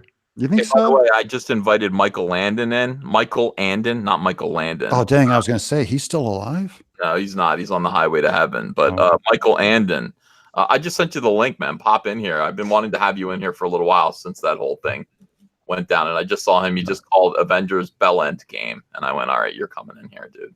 That's awesome. Is anybody actually excited for the new Spider-Man movie, though? I didn't know there was one. It's got Mysterio in it by Jake Gyllenhaal, which that's a draw. But not that the kid's bad. It's just I don't like the universe they created for it. Like I liked Michael Keaton as Vulture, but that's about it. And I probably will like Jake Gyllenhaal as Mysterio, but I don't know. Spider-Man is not really Spider-Man. He's like Tony Stark's mentor in a spider iron. The nanite suit. It's Yeah, ruined. it's kind of bullshit. Like protege, street level kind of working his way up. Kid Pops out legs whenever he wants now, and he's Spider Cuck. But there's only one genius though in the Marvel universe. I mean, there's Tony Stark. He makes everything for everyone. Tony Stark makes superheroes. Looks like right. it. Yeah, they put too much Robert Downey. I love Robert Downey, but it just felt so. It felt like an Iron Man movie with Spider-Man. Like the kid was kissing his ass too much. Like Spider-Man doesn't need Iron Man. He didn't meet Iron Man until like a couple years into his origin. Yeah, and in Infinity Wars, when he goes, sir, he's totally worshipful. I'm like, Spider-Man, stand on your own feet, man. Yeah. Exactly. You're cool. He's like, he's so wrapped around the suit, they don't let him be his own guy. It's terrible. I liked it. I'm the only one who liked it. I thought it made sense to me. No, it didn't make sense. No, incorrect. Everyone's saying Homecoming is crap. And he doesn't have spider sense. He got busted by 3 people already. Aunt May walked in on him. His best friend, where the fuck is Spider? That spider sense is the coolest thing about Spider-Man. He has like a precog to danger, and he can't be shot. He can't. Don't worry, Tony Stark will build him one. Cecil, he'll build him some spiders. No, he did. He gave him a suit with AI that was teaching him kung fu. It was like, what? You know, I was excited. Wait, you like that? Ethan? No, I was drunk when I watched. Right, you're falling back to one of my excuses. No, for real. I got plowed, and we rented. Like he unlocked the part of the suit that taught him better fighting styles. I'm like, Spider-Man doesn't need that shit. He's got super senses. He could fight without even trying. He can't be hit. I was actually excited for this new movie, and now Cecil is making me hate it. I'm agreeing with everything he's saying. Yeah. And also, the new movie is in Rome. It's a class trip to Rome. So Peter Parker, Spider-Man shows up on their class trip to DC and their class trip to Rome. Come on. People are gonna figure that fucking one out in 2 seconds. Like, okay, so it's one of the kids on that bus. Cecil, you can't just I can. That does make sense. Shit. Yeah, he just destroyed it, man. He got him on that one. Oh God. all right, Cecil. I'm boycotting this movie now. I'm not. I'm gonna go see it even more than We ever. just need the mystery machine to show up and try to figure out who Spider-Man is. Right. That'd be great. I like the new Aunt May though. Oh hell yeah, that's the best Oh part. yeah. But she walked in on him while he's changing. That's cool. How is that possible? He has spider sense. That's not even possible. Then he crawled in his window, and the fat kid was sitting on his back. Yeah. Like, oh, no, you cannot shoot this guy from 4 feet away with a gun. But everybody's walking in on him while he's changing. Yeah. Well, what about the MILF, Cecil? The MILF is good. I love Marissa Tomei. I do too. Yeah. Yeah. All I right. do too. So they didn't do everything wrong. Well, That was a good move because honestly, why would his aunt be 80 years old if he's 16 years old? that never made any sense to anyone. Yeah, she should have. It makes sense that she's in her 40s or 50s. That's just that was all Steve Ditko. Like Steve Ditko draws a little teenage Peter Parker, and then he's asked to draw his aunt that he looks after. Not great Aunt May, just Aunt May. So why not make it his grandmother? Like, it could be a grandmother, but no, it's Aunt May. So she's 40 years old approximately, and he draws a mummy. Now, Steve Ditko is probably 22 when he drew that. You know how kids think 40-year-olds are all like on the verge of death? True. No. They do. I mean, like kids go, "You're old. You're an old man." I'm like, well, Nasser's like, no. We got to remember they didn't have MILF porn in the 60s, so he didn't have any kind of. "Oh yeah, You're right. That's all I watch. I know. That's why you're like fun. Her hair was always up in a bun with like knitting needles in it. Yeah, she was like white-haired and just frail, like just right on the verge of like he dug her up, and it's like that doesn't make any sense. Steve Ditko was just showing, and then everybody had to follow that. But I mean, Steve Ditko was a kid, and he was just showing the bias that the youth have for people who are in their 40s. I don't look like that. I'm very handsome. No, you are absolutely, Caesar. Thank you. But there's a thing too, though, that nowadays women are better preserved, and men as well, right? Everybody's better preserved than in the old days. But you got to watch, Ethan, because you're losing weight. I see when these guys, they lose weight in their 40s and 50s. You see Kevin Smith, he looked like he aged 50 years. All his wrinkles, Soy.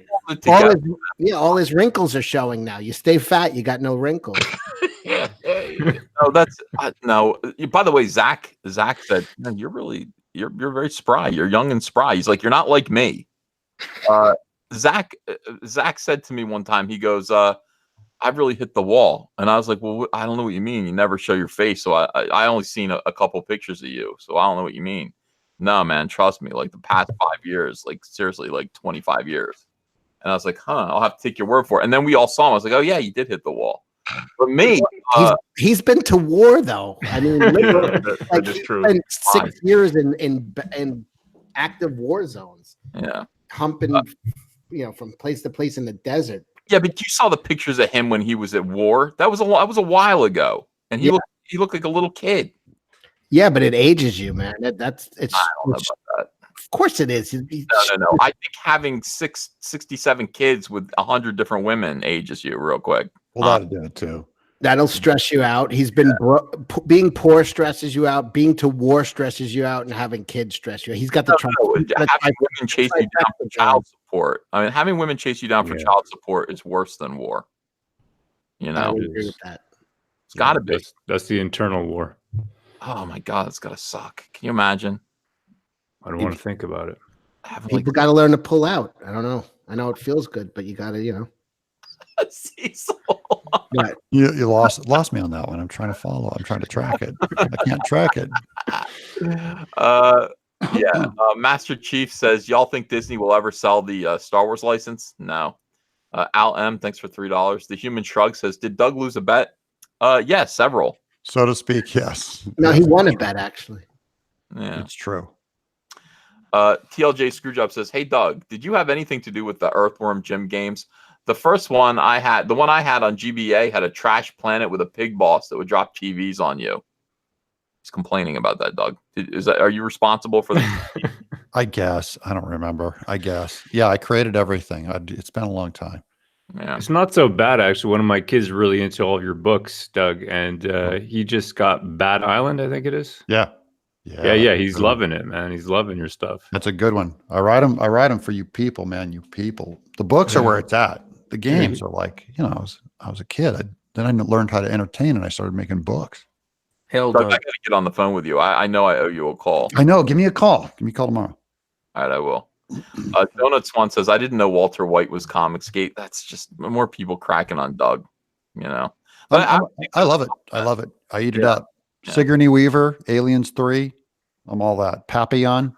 Go crazy, everybody. I said Sinead O'Connor. That's Sinead O'Connor. I got Steve Jobs from.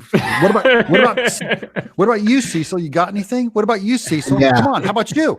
You look like American History Black. I got drunk and ordered a space costume on Amazon. I think you look worse actually in black and white. I think that's what it is, Doug. Yeah, I'm doing film noir, German expressionism. Maybe it's the haircut, man. I don't know. Before it looked a nihilist now. Yeah, exactly. You look like a nihilist. That's right. But I like this look. I like it. You look like a French nihilist, who's very pessimistic. I can't believe the highlight I can see through my hair on my bulbous skull. It's like that's what scares me is the highlight. It's just freaking me out, man. You got a good hairline though. It's pretty it's strong. Yeah, it is. Oh man. 52, buddy. When you're 52, let's see your hairline. Look at my hairline is nothing like that. You've got a better hairline than me. I'm not even 40. You just got to get the Dennis Miller. Get some plugs in there. Oh yeah. Reseed on. I want to welcome Michael Handon, by the way, who's entered the chat. Michael Handon. How's it going, Ethan? It's going good, my friend. How are you? Yeah, real good. Surprising, but great to be on. Thanks so much. Well, don't be surprised. I mean, I told you I wanted to get you on here to kind of join the family a little bit. Here's the thing. Sometimes, of course, we started out with conflict. We started out in conflict, Channel 0X and me. But who cares? Yeah. And we went through Blitzkrieg, but now we're best friends. Hey, bro. Hey, how you doing, Michael? Hey, mate. Could you show Caroline Cohen's with me here?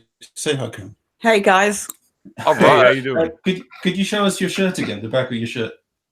Yeah, no problem. You want to see anything else? Yeah. I just want to see. Yeah. Does that look like the Polish eagle to you, Caroline? Well, I've got Cecil's avatar up at the moment. Oh, I Cecil's clicked on hugging the screen. No. No, I can only see. I love the shirt. But, Hey, Caroline, how you doing? I'm good. How are you? Yeah. How you put up with this guy, Michael? Oh, well, you do your best. I've learned in the same way that you've put up with crypto comics, right?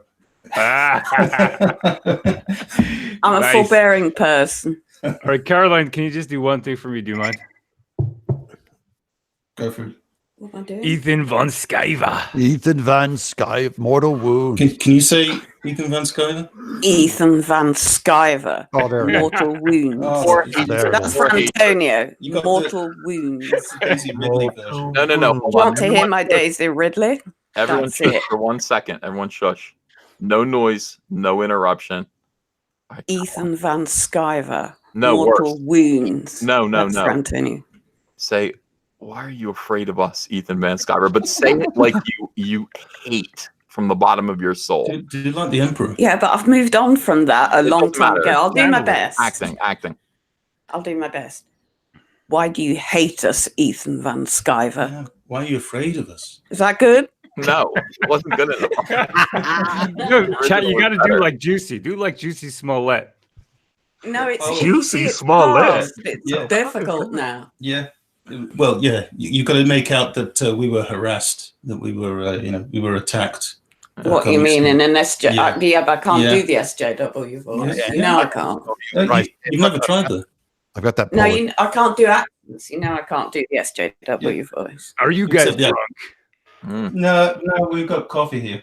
No, it's 4:30 in the 4:30 in the morning We here. could have done with a bit of whiskey, but They're Brits. They've been drunk since they were 8 years old. no, you could be using us with the Irish.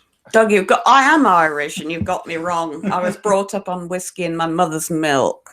The wolf's milk. That's hot. Yeah. People are getting pissed in the chat. People are absolutely pissed. They're like, I'm okay, pissed that's too. it. This is creepy. The moment's gone. Because we're here. It went downhill. Everyone's right. yelling. You guys, look. Can we make? Yeah, sure. I'm with the chat on this. Why are you with the chat? Let's make friends. Why have Can you enemies? put the chat on for us? I agree with you, Ethan. Let's do this. Yeah. Thank you. Goodness sake. We Yeah, have we're enough just logging it in. Yeah, it's like it's like you strike one, you're out with some people, but that's fine. You can't win them all. Yeah, you got to We've get over moved it. on. We've moved on. Spooky Mulder says we don't forget. Oh, weird. Well, we don't forget either, but we do move on. And it's Good for you, Mike. Good for you. the way it worked with us is that there were some Comicsgaters who told us, you guys, you got it all wrong. You should reach out again and actually just say, this is something that we misunderstood, if that's the case, because you're obviously big fans. Well, wait a second. All right, let's stop for a second. Again, I'm reading the chat and I'm realizing one thing that I do and one thing that everybody here does is we're storytellers, and we're not telling a story right now. We're talking to each other. And the people in the chat, there are 1,872 people who don't know what the hell is going on right now, and they're very confused. The last time you guys were on, you had chats with 600 people in it. You got 3 times that. Yeah. It's a much bigger crowd. They don't really understand what the story is. So, all right. So what is the story? First of all, Channel Zero X are a husband and wife team from England, correct? Mm-hmm. Okay. And they have a comic book called Mortal Worlds that they were running on Indiegogo. And I think, like, my memory's fuzzy on this about what caused this, but I think they wanted to come on my show. I think they, back when I was doing telethons every single night and people were coming on. They were on Mail-In show first, though, right? They were on Mail-In. They were on Mail-In show initially. They got a little bit of press, so they're trying to sell their Indiegogo campaign, and they're trying to get some attention. And they asked me, but you see, what they didn't really understand is that like everyone asks me to come on here, and it's like my Twitter inbox, and this isn't me bragging. This is just, believe me, this is just the truth.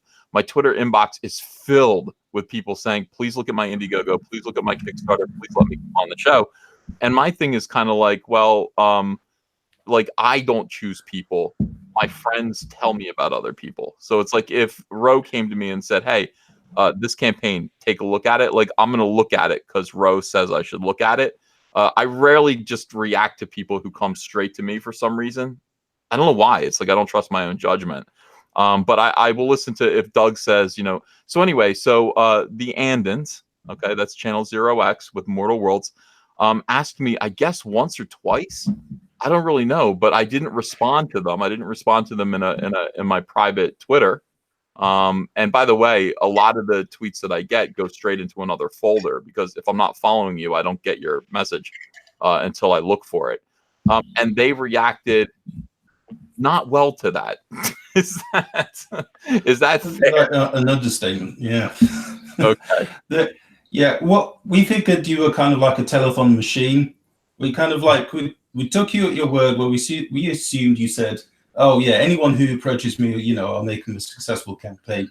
Because we probably just like were looking for someone to say that. You know, but that was naive of us. Well, you were thinking that I was Comicsgate. Like that's, you know, I'm Comicsgate, and so Comicsgate Factory, and I'm gonna help everyone in the world, which is not like, you know, look, Comicsgate, of course, is a I would say it's more of a network of a bunch of people who are first and foremost customers, and you know, and then beyond that, there are creative people who are trying to create comic books through Indiegogo for those customers. And some of us have YouTube shows. All of us should have YouTube shows. That's one thing that I keep saying. Everybody needs to work on their YouTube channel and get out there and promote themselves. That's your responsibility. But of course, I've got the biggest channel in Comicsgate now. I passed Zach. I'm at 113,000 subscribers. So, you know, people want to come on this show. And I think the problem with that is that people who are not on this show feel excluded and resented. And so it's this constant like thing where I'm like, maybe I should just stop doing this, because helping 6 people and then like not helping 60 people might send the wrong message. But I don't know. Then I just keep going. You did get fed up at one point. I mean, this was I think there was so much. People had so many expectations, right? People thought that they could literally come to you without building their own platform and that they would be instantly funded. And, you know, the draw, that pull, that hope can, I would say, be an illusion for them. And, can I just put in here, we were very naive in hearing Ethan say one day, any Comicsgate book will meet its goal. And we were so new to everything then that we took that at face value. And when we issued the video after somebody asked us to think again, and now we've got used to how it really is, we were just totally naive and made a mistake. I think it was. No, we made a mistake. We You're didn't not alone, understand how it works. Someone in the chat, Ed Allen Compingsingly, says, Ethan is a hack and a hypocrite. I will always support Comicsgate, but I just can't support Ethan as an individual. He doesn't stand by what he says and is no better than SJWs. Oh, brother. So where is that even coming from? It makes zero sense. Here's the thing, okay? So, you know, we've got a little channel. You know, Doug does he does his own channel and he does some promotion for other people. I know you do, right, Doug? You got people coming on. I mean, just you know, small channels, and people are still coming to you, still asking for you. I mean, there's a guy right now in the chat, Gil Rivera. You know what? He's wanting to, you know, we've been talking on here. He's been on here. Oh, there you go. That's right. You know, but what I'm trying to say is that there's so many people, and you're doing your part, and you're trying to get them exposure, but at the same time, you're drawing a book, you're building an industry. I mean, you're Caesar. You're fighting a war on many, many fronts. Not to mention that now you're being mentioned by mainstream media and the whole rest. I mean, where does it end? I don't see the limits. When people want, you give your arm out, you give your hand out, and they take off your arm. You said that you're like, they will eat of your flesh, Caesar. They will. I've also backed. Awesome, dude. I've also backed 30 Comicsgate things with my own money. So the moment I hear about one that I like, I go in. Yeah. So it's also, we're buying each other's books, we're supporting each other's campaigns. And I think the more, when Ethan was saying, like, you know, if you're Comicsgate, we'll get you up to 25 or whatever. It's a in theory thing. It is a attitude of saying that we're for you, we believe in you, we're going to help push you. It doesn't mean literally no. If 100,000 freaking hacks start blowing out books, going, I'm going to make $500,000 like Ethan, and I can't draw, which frankly is some comic things that I see. No, it's not going to happen. It's not like magic. It's like, we're mean that in general, we're rooting for you. We're going to try to help, but you realize he can't have a show every night with 20 different people a night and really end up helping nobody. If he helps nobody, then no one gets funded. Well, ultimately, it's selfish though, Doug, because I have people on my show. Doug's like, I want to thank you for what you've done for me, and it's like, Doug, I have you on my show. I get super chats. You know, people are happy. You're funny. You know, you say things that get people that are entertaining, and so people super chat me. I make money from my YouTube show, so I'm not. It's not like this is entirely a benevolent thing. It's a job. It's a part-time job.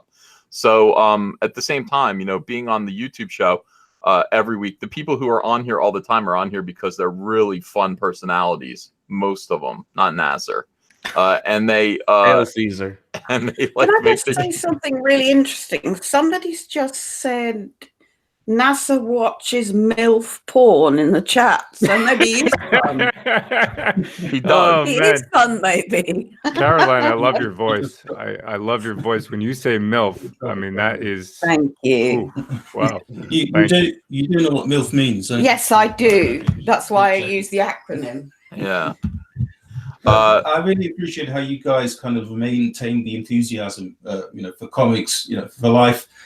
You know, your videos are really addictive. The live streams, we hardly ever miss them. And yeah, we know. Like, one time I disappointed you. You're like, you put on a really boring show. And let me tell you something. You're 100% correct. I remember that. Like, I went through this thing where I was like, okay, I'm going to try to be Howard Stern. I'm going to do a morning show every morning and a night show at night. And just, you know, the morning show is just me gabbing. And then the night show is me doing telethons to promote Comicsgate. You run out of shit to say. I mean, it's like you run out of stuff to talk about.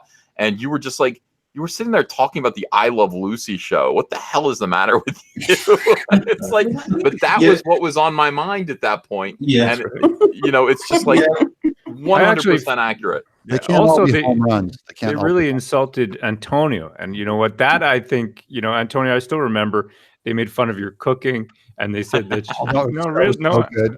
Yeah, I listened to those episodes, channels. I mean, I you guys really need to speak to that, I think. Thank you. Ro, the issue was with that Antonia made a video criticizing Mike's work in response to something I said.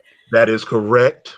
And it was a pretty hostile video. So basically, I was pissed off, and I stand. You know, like I said, that's you know, people are saying who should apologize. I've seen in the chat people are saying I stood 100,000% on everything I said in my video. I was not backing off anything. I was like, y'all shit on John, you shit on Ethan. I was like, all right, cool with it. But after that, I said what I had to say and I kept it moving. And that's what. Yeah, and the thing is, I did too, and I roasted you back for the issues I had. But from my perspective, that was last November, and this is now, and things have moved on, and we've got serious issues with disenfranchisement. So, Caroline, what about the gumbo? Kind of like some cold sorry, Rose. The gumbo. Yeah, that was because I did that as a laugh in response to Antonio talking about mortal wounds, which pissed me off big time at the point. And I'd watched Antonio do a show that was fun. literally about gumbo, and I just did it for a laugh. You just can't kick a man in the gumbo. No. Yeah, you're right there. And as somebody who eats in England on a regular basis, I mean, Southern gumbo kicks the shit out of everything on that entire island. Oh, come on, Steve. So that's ridiculous. Blood pudding. Not ridiculous. What do you got? Blood? Oh, we got mushy peas and potatoes, and I like English food. No. No. Yeah. I need good English shit. Blood pudding's the worst. I've always in the United States. Let's not. I don't want to pick a fight with the UK. No. I really late. don't. Well, listen, my parents are in the UK right now. I'm not trying to pick a fight, but you don't go after a man's gumbo. Yeah. Well, I that's was true. born in the UK, man. Were you really? Yeah, yeah. I was Okay, born in that case, I really apologise for going after Antonio's gumbo. Seriously, because we've moved on a long way. Antonio doesn't give a shit though. Antonio, put That's down good to your know, sword. Antonio. I was like, that's why I was like I said before, I Oh, my said what I goodness. had to say. I spoke on that shit and I kept it moving. I was done with it. That's why I never did another video. I said when I did my last video, I said I'm not talking about this shit no more, and I kept it moving. That was You what it noticed was. we didn't No, we just either. wanted We to cope just behind went us away as and did well. our own thing for a while. Worked on our book. Yeah, know, but I know. Antonio, It's an international show. We have Ro in Canada. We have you guys in England, and we have Mike just joined us, who pretends to be Japanese all the time. Yeah. That's Welcome, really Mike. He's Japanese adjacent. Konnichiwa. All right. Yeah. Konbanwa. Mike, Come on, welcome. thanks. It's good to have you. Let me explain what's going on right now to new people in the chat. There are 1,805 people watching. So we've got the Andons in. They have a comic book, a great comic book called Mortal Worlds. You should check it out on Indiegogo. Is it still available on Indiegogo right now? No, we're going to relaunch it again. The last campaign might still be up, but we'll relaunch it later this year when we've taken Yeah, you should be able to account see of some the of it, I think, criticism on the and closed one. done something. All right. I want to volunteer Mike S. Miller to do a variant cover for you. And I think that'll probably help. Mike will do it. I But probably do. I haven't thought of that, but maybe it's a suggestion. Mike Yeah, will no, try it is. every ring of the chainmail. Every Mortal World. So Mike's looking it up Is right it now. somewhere So I can see? Is it somewhere I can see it? On Indiegogo. Oh, I here think. we go. Mortal World. Can I Here we just, go. sorry to be reading out of your chat, Ethan, but no. Smith Gavin's saying, kick the palms, and Mike Adams saying, what the fuck, what WTF is gumbo? Well, I want to reestablish everything again. My whole thing about my show is to just make sure that people understand the story that is going on on the show. So some people still don't know. They're just like, what is going on here? So again, to reestablish, the Andons, beautiful British couple, have a comic book called Mortal Worlds. Indiegogo. It was launched. It didn't really make it this time. They're going to relaunch it this summer. They thought they were Comicsgate and they wanted to come on the show. I didn't have them on the show because I just didn't really know about them. And then all of a sudden they were blasting me with a series of vicious videos that were ended up being pretty good content for me. I mean, usually I will take stuff like that and then just make a whole show about I shouldn't say that, that's going to encourage people to. But you did. I'm not going to do that ever again. I will never, ever again. If you make an anti-EVS video, I'm just going to ignore you. But I know I can't help it. You showed earlier, except for that kid where you showed low IQ EVS. I'll fall for it every single time. But in any case, they really, they got on the show and they became kind of like funny. I could never really tell how funny they were being or if they were genuinely angry, but it started to seem like they were genuinely angry about being ignored by Comicsgate, what they thought was Comicsgate. And so I kind of backed off and they kind of stopped. And then we kind of talked after that and we just said, look, what happened here? What actually happened was they found my message. They made the first video and I saw the video and was horrified. And I wrote back to Michael. Michael, is this right? I wrote back to you and said, explained what happened. And you didn't see that Twitter message for like a long time. And then you finally saw it and went, oh. Yeah. And that's when things changed. Yeah, we were off Twitter for a while just to kind of, evade the storm a little bit. But I really appreciated that feedback from you. But it's something that happened. And because there are so many far more important things going on now, it's just selling your books. I mean, Ethan, you're doing a great job with the dissimulation of Rotten Tomatoes and all these things. I think now it's become a question of unity because the cultural war that's developing in here is actually bigger than all of us, despite the fact we want to get our books done, if that makes sense. Yeah, you couldn't be more right. And I'm really glad that you said that. I mean, Comicsgate is fighting a cultural war and it's something that we kind of forget about, but it needs to, I think we're making progress. This is the thing that's interesting. Like we are actually doing stuff. I'm watching these SJWs kind of get backed down because Comicsgate has not backed down. The fandom menace has not backed down. We have their backs up, and it's pretty exciting. If we keep doing this, if we keep fighting and produce good stuff and stick together, then we're gonna win.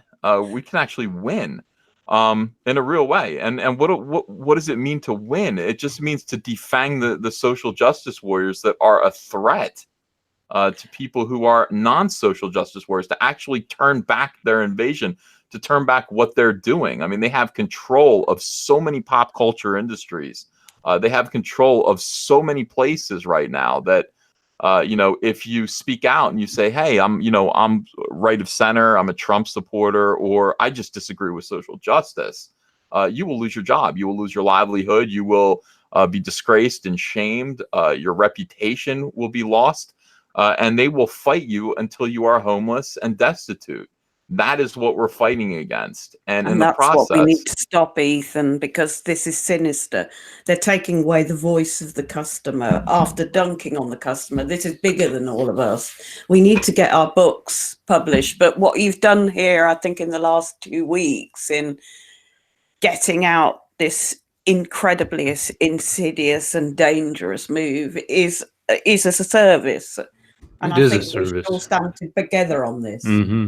This is why we call him Caesar. Does it make sense now? Remember that, can you also hail Caesar now? That's the question I have for you. Ro, We totally hail Caesar. yeah, we totally hail Caesar. yeah, We hail anybody that stands for freedom of expression against the bastion of this awfulness that's coming. And you don't have to worry about the 15th of March, Ethan. Yeah, What is the 15th of March? well, it's coming up. Yeah, like 15th of March is next Friday. Where the The item. Oh, God, yeah. Yeah, No, yeah. I'm more worried about the fact that I can't watch Endgame. I'm really You disappointed can't. about that. You won't. Not if she's in it, I won't. Yeah, Caroline didn't actually know that Brie was going to be in Endgame. She was kind of shocked. Do you know, I had 8 blissful weeks where a part of my brain shorted out and I just didn't know she was going to be in it. And last Saturday I found out she was, and I just went into this depth of Caroline enormous really wanted to see how it depression. ended, the Infinity War, but yeah, it looks like with this one we're going to have to nope out as well. No, I'm out. I'm Yeah, out if she's in it. I've officially kind of just I'm boycotting the MCU. I am. I think this whole thing about making this into identity politics defiantly, the way they've taken the fun out of Marvel Comics, and they've taken the fun out of the MCU now. The movies used to at least be fun. They used to be reminiscent of what the comics used to be. But if this is going to be all about feminism and girl power and identity politics and white men need not apply, all this nonsense, I'm just going to nope out too. I can't encourage this. I can't give them my $18. I can't. Yeah, she ruined every single scene she was in, so I assume she's going to do the same thing in the big movie. It would be interesting if she looked like she was having fun with it, at least. Because then you could kind of believe, well, it's working for her, her belief system. It makes her happy. But there's no points that I've seen in any of the promotional material, the trailers, where, forget smiling, just looking like you're in the moment, that she's jazzed to be there. No, she doesn't know how She looks to like have she won't fun. be anywhere else. Yeah. She's on some power trip, I think. She doesn't know how to have fun, but she doesn't know what she stands for. She may well know, but it's not in movies, or certainly not in Marvel movies. Yeah. Somebody said, Ethan, there's a troll in here who's same guy. I like him though. He's got good things to say. He said, EVS, you said your curiosity is killing you, and thus you were watching Captain Marvel on Monday. I don't think I ever said anything like that even once. I think what I said about Captain Marvel was, I don't want to see Captain Marvel. I have no interest in Captain Marvel at all. And if I never saw the chat's gonna have to back me up. If I never saw Captain Marvel or any Marvel movie, I wouldn't care. Star Wars is a different story. I'll never give up on Star Wars. And then I said, I was talking to my wife and she said, you need to see it so that you can do a review. And I said, well, if I am going to go see it, I'll go see it after opening weekend so that I can give a review to my website or to my channel. And then everyone said, we don't care about your review. And I said, thank you. Excuse. I don't want to see this movie. I'm not a big fan of superhero movies. I know that's astonishing to people. I don't go to see superhero movies. I just don't. There was something about I used to feel like the arrogance of Hollywood, thinking that they could do these characters better than we could. And now I feel like, well, I don't think we can do the characters anymore. And then now I feel like, well, the social justice warriors have invaded Hollywood too, so it doesn't really make a difference. But are they celebrating on how well apparently it's done at the box office so far? Because I haven't really heard much from them. You'd think they'd be crowing about how fantastic it is. It's got all this support supposedly. I don't know. Oh, we're gonna hear about it like this because they are doing very well. I think they're at $61,000 for Friday and 61 million for Friday and Thursday. I don't know what Saturday's going to add to it, but they're projecting 150 million, and that is going to be everything they need to just crow. They have to earn worldwide. They have to earn $580 million to break even.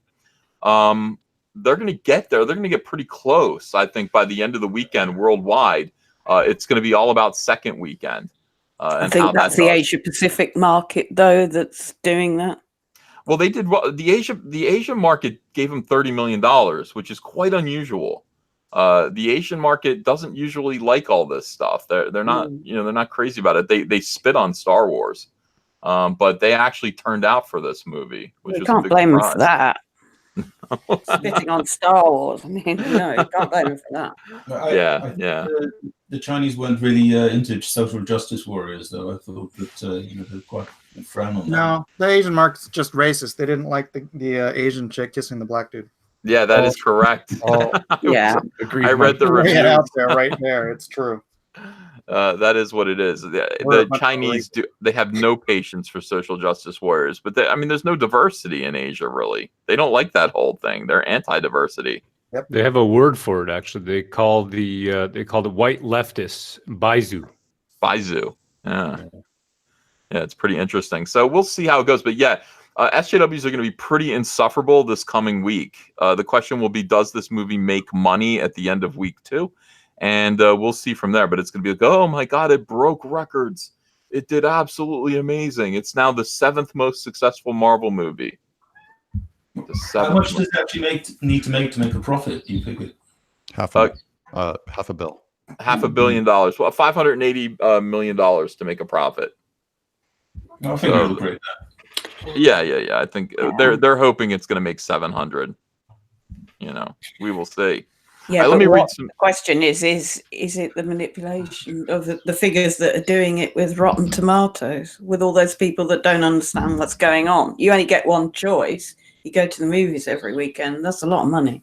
They don't have that much power. That's just all social re-engineering of trying to get people to shut up. I don't think it actually has that big of an effect on box office. Well, Doug, here's what I think. I think people are people who are motivated to see this movie are all seeing it now. Now it's second week that really matters. I mean, that's what they're fighting for right now with something like Rotten Tomatoes. People who saw it, word of mouth from people. Word of mouth. So we got to beat back word of mouth, negative word of mouth, to get the second week box office up there. And that's what it is. But in any case, it's pretty sinister. The idea of suppressing voices that disagree, that don't like this. It is pretty creepy. And I think that you're gonna get a movie out of this. But holy shit, I mean, it's going to change everything. When people can no longer trust Rotten Tomatoes, a review aggregate website. But it's pretty funny as well, I think, how they've lost their shit over this, to kind of like bend over backwards. They're fudging the figures on the audience reviews and everything. It's just, it's so obvious. It's all in plain sight. It's like they've given up even trying to be, subtle about it. Well, they're probably being blackmailed. Like, if you don't fix this, we're not going to let you have early access to any of our other films. And Disney, puts out a lot of big films. See, I think it's more ideology. Go ahead. Oh, I was just going to ask Mike how the Meg is doing. What's it up to right now? Scroll down.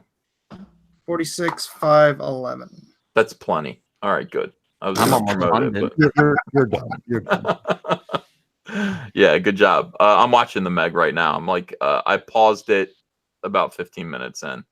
Usually I don't return to a movie. What's that? It's supposed to be a very entertaining movie.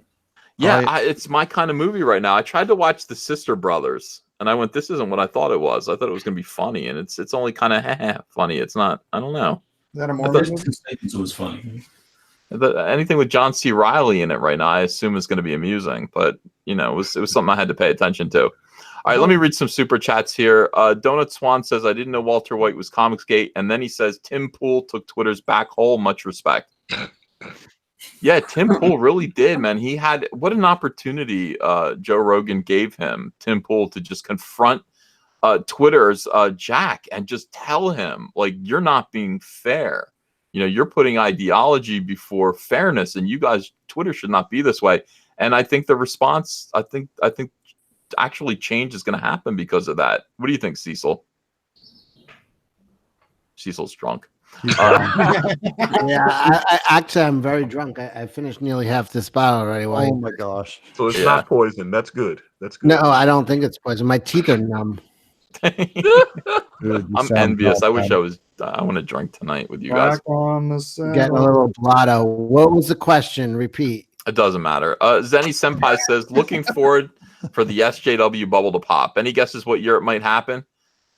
Well, I think it's happening right now. Honestly, you know, the more that we talk about SJWs and the more we expose them, and you know, they are what we say they are. It kind of just defangs them. I mean, I'm going to make a whole series of videos, like, and I already said I'm going to do this, called "Shit SJWs Say," and it's just going to show you that they all talk exactly the same. They all use the same phrases.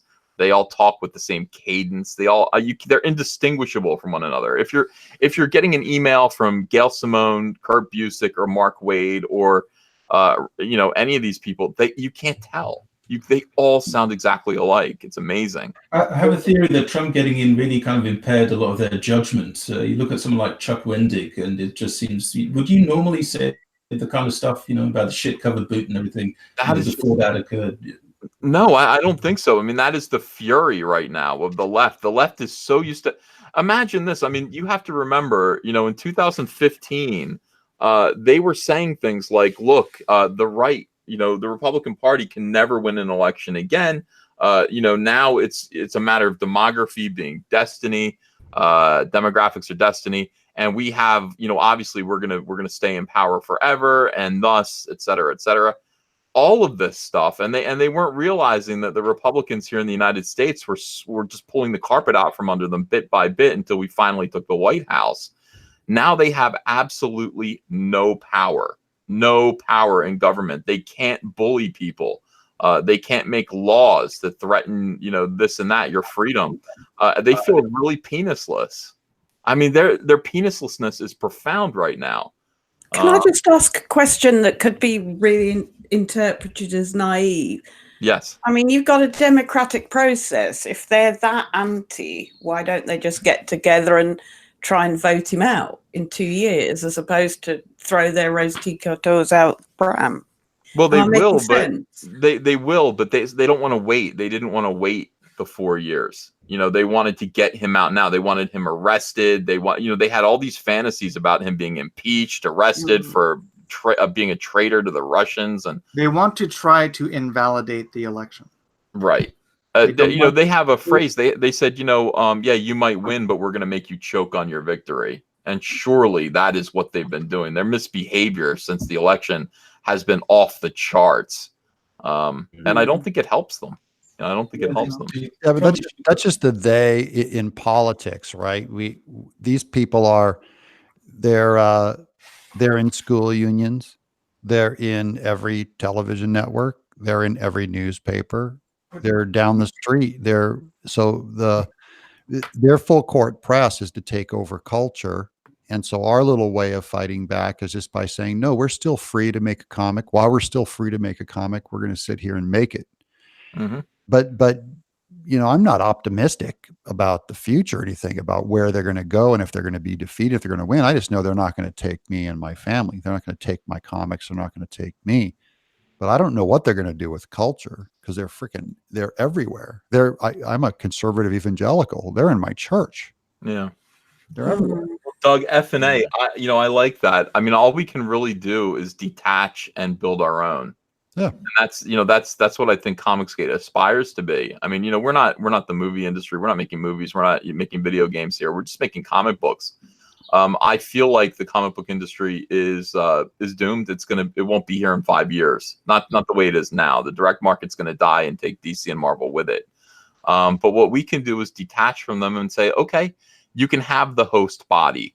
You parasites have infected the host body. You can have it now as it dies. We're going to pull out. We're going to kind of, move over here, and we're going to try to build something, a little island of our own. We're like Finn taking off in a escape pod, and they're Rose Tico trying to stop us. Yeah. Yeah, what he just said. I don't like that at all. Yeah, Mike. That was one of Mike's multiple personalities talking too. Like he's. Yes. But they're also here as well. I mean, in the people I managed, one of the things of their jobs description is to have a strong sense of social justice. That's how far it's got here. Who did you manage? You sound like Sharon Osbourne a little bit. Oh, Cecil. Don't be that nasty. No, I can't say because I've doxed myself and I've got a very strict thing in my job contract because they're SJW. Is it music that you managed or? No, Cecil, it's people. But the point being, the draconianness of the fact that I'm not allowed to use YouTube under my own identity, all the rest of it. But no, having a strong sense of social justice is a requirement now in more and more UK jobs. Is it actors?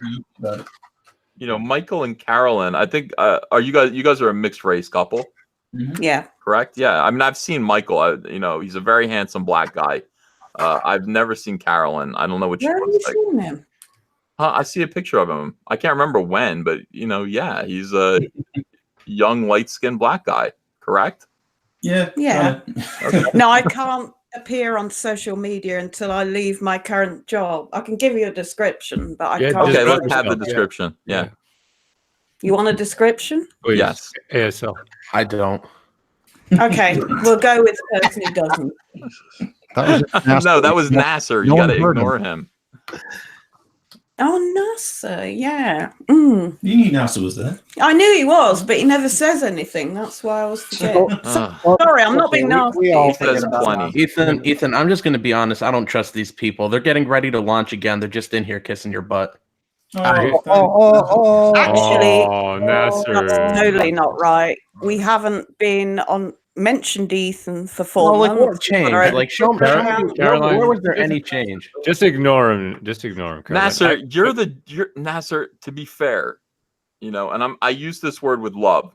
You're the douchebag that private messages me every single day and goes, "Are you going to promote my book tonight?" Every day, Nasser. Yeah, but I don't go on. Why shouldn't they do that? They're allowed to do that too.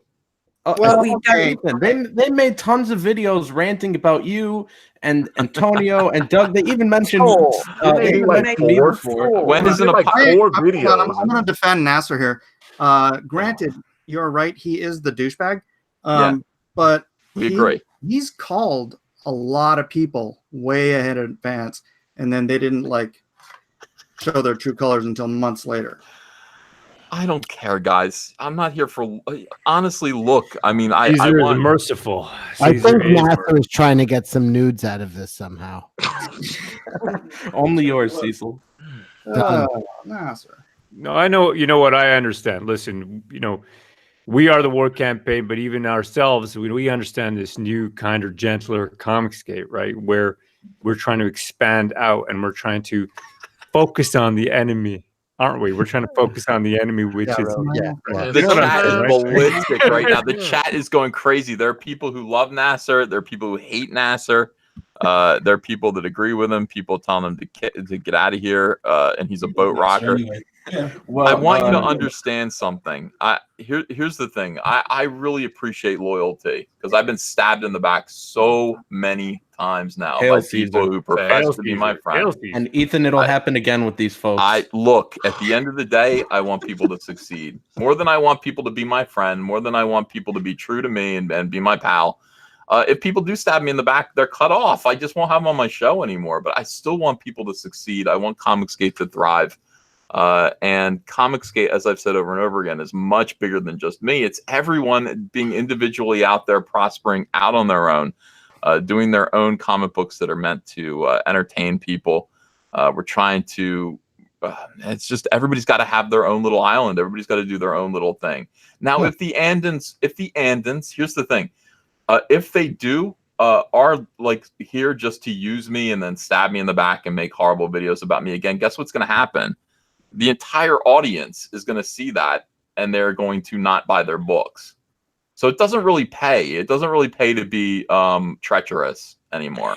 Can I just say a couple of things? I think your instincts are good, Ethan, and you've been following Mike on Twitter. I think you know that's not the case. But without being hostile, I'd just like to say that NASA is incredibly short-sighted if he thinks that. Can you give us one reason to believe you? Show us one reason why we should believe you after all the stuff you said. How can a man show their heart to you, Nasser? How can a man? Can I say something? Yeah, you go ahead. Yeah, Nasser. I really do appreciate where you are now. I think where you are now is where we were then. But we have moved on. We've apologized pretty much to all of you guys. We apologized to Antonio. I think we've said stuff about all of you guys. And, we've said it quite publicly on Twitter. We want to move on. Some of you extended a hand of friendship when we were most down, when you didn't need to. And we thought, well, we probably ought to listen to this. Now, yeah, of course, anything can happen, but I don't know why you expect it to. It's kind of career suicide for anyone to just try to keep attacking Comicsgate if they want to be friends with Comicsgate, if they want to, make money with their own campaign. It's fun being with you guys. It's fun watching your videos. It's fun reading all your stuff on Twitter. It's where we want to be. It's always where we wanted to be. Michael, you just wanted to be our friends, right? Really badly. Yeah. We wanted to make money. Well, not really badly, but we also wanted to be friends. Really badly. It's just something that you're involved in, which is worthwhile doing. They believed in the cause. Let me speak for them. And you guys tell me if I'm wrong or right. And I'm gonna lay this out the way I see it. They believed in the cause. They had a comic book. They wanted to be a part of Comicsgate to promote their comic book, which is perfectly okay. And they thought the one way to do it was through me. They reached out twice. They received no answer. They felt neglected, and they got very angry because they misunderstood. They missed my follow-up response email to them. They missed it until they'd already made about 4 angry videos about me. Once they saw the follow-up video, I got a very kind and kind of shocked response from Michael, and I think Caroline too. And then those videos stopped happening, and we didn't hear from them for a little while. And then they came back, but they came back in an incredibly friendly way, at least on social media and Twitter. And they have been they plan to relaunch. Well, Caesar is merciful. Caesar is merciful. Absolutely. If you know what, I'll tell you something my father said to me. He said, after every war, it doesn't matter. You still need to make peace. At the end of every war, you need to make peace. And that's where we're at. We want more allies. You want more enemies, or do you want more allies? If somebody comes to you and says, well, we made a mistake, we want to be allies. Well, I want allies with people I could trust, Ethan. Well, listen, NASA, if we end up being toxic again, you have total permission to kick our asses, But that's not likely to happen. It's just not about that. Whether we're not going to ask for help to promote our book, if people think it's good enough, they can. We went away for 4 months. We thought about it. We worked a bit more on improving our book. Mike went on social media. We reflected. We came back pretty much for other reasons, because we've done a few videos later and we haven't even mentioned Mortal Worlds, simply because the other issues are more important. All right. Well, it pays. It really does pay to be, I don't know. I think there's more benefit. I get more out of helping you than I get out of fighting with you. And I think you guys are going to see that the same thing is true. Comicsgate survives better, has a wider reach when we all get along. Some people in the chat are like, remember this guy, remember that guy, and they're reminding me of people who stabbed me in the back. Let me ask you something. Where are those people now? You haven't heard from them in a little while, have you? Correct. Stay friends, everyone. Let's stay friends, and let's just try to help each other. And it doesn't matter if we agree about everything, as long as we all kind of maintain some kind of honesty with one another and talk to each other. If somebody gets their nose out of joint, we talk to each other about it. We try to work it out. Ultimately, you know, there are people in Comicsgate that completely disagree with one another. Right. We had real problems with John Delarose.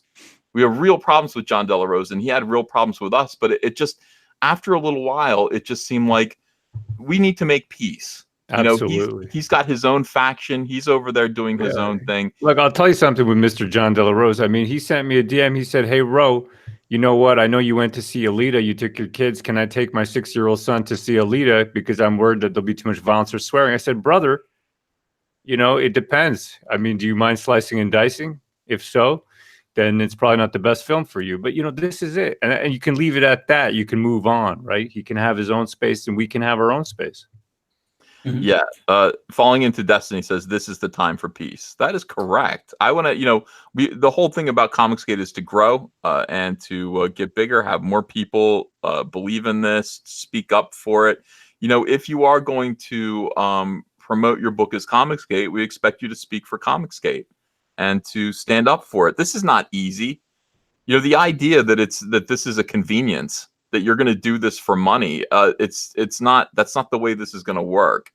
Being a part of Comicsgate means standing up against the entire mainstream comic book media, standing up and talking about your values and what you believe in and why you think what they're doing is harmful and dangerous to prosperity and to the comic book industry. And you're going to take your lumps for it. You're going to take a lot of heat. So it's not like this is something fun for people to do. It's not like this is just something that you can kind of get into and get out of. Once you're Comicsgate, you're pretty much Comicsgate for life. You're making a real big commitment to this movement and to the audience and to the fans.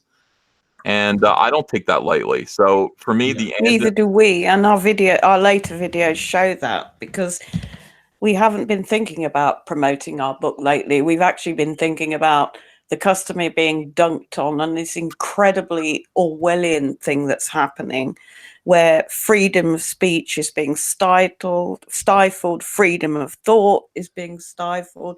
That's where we're coming from at the moment. That's the most serious thing. Yeah, we want to get our book out there and we want to sponsor other people, but looking at it from the top line, something else is happening here, and that's why we're back. It's bigger than comics.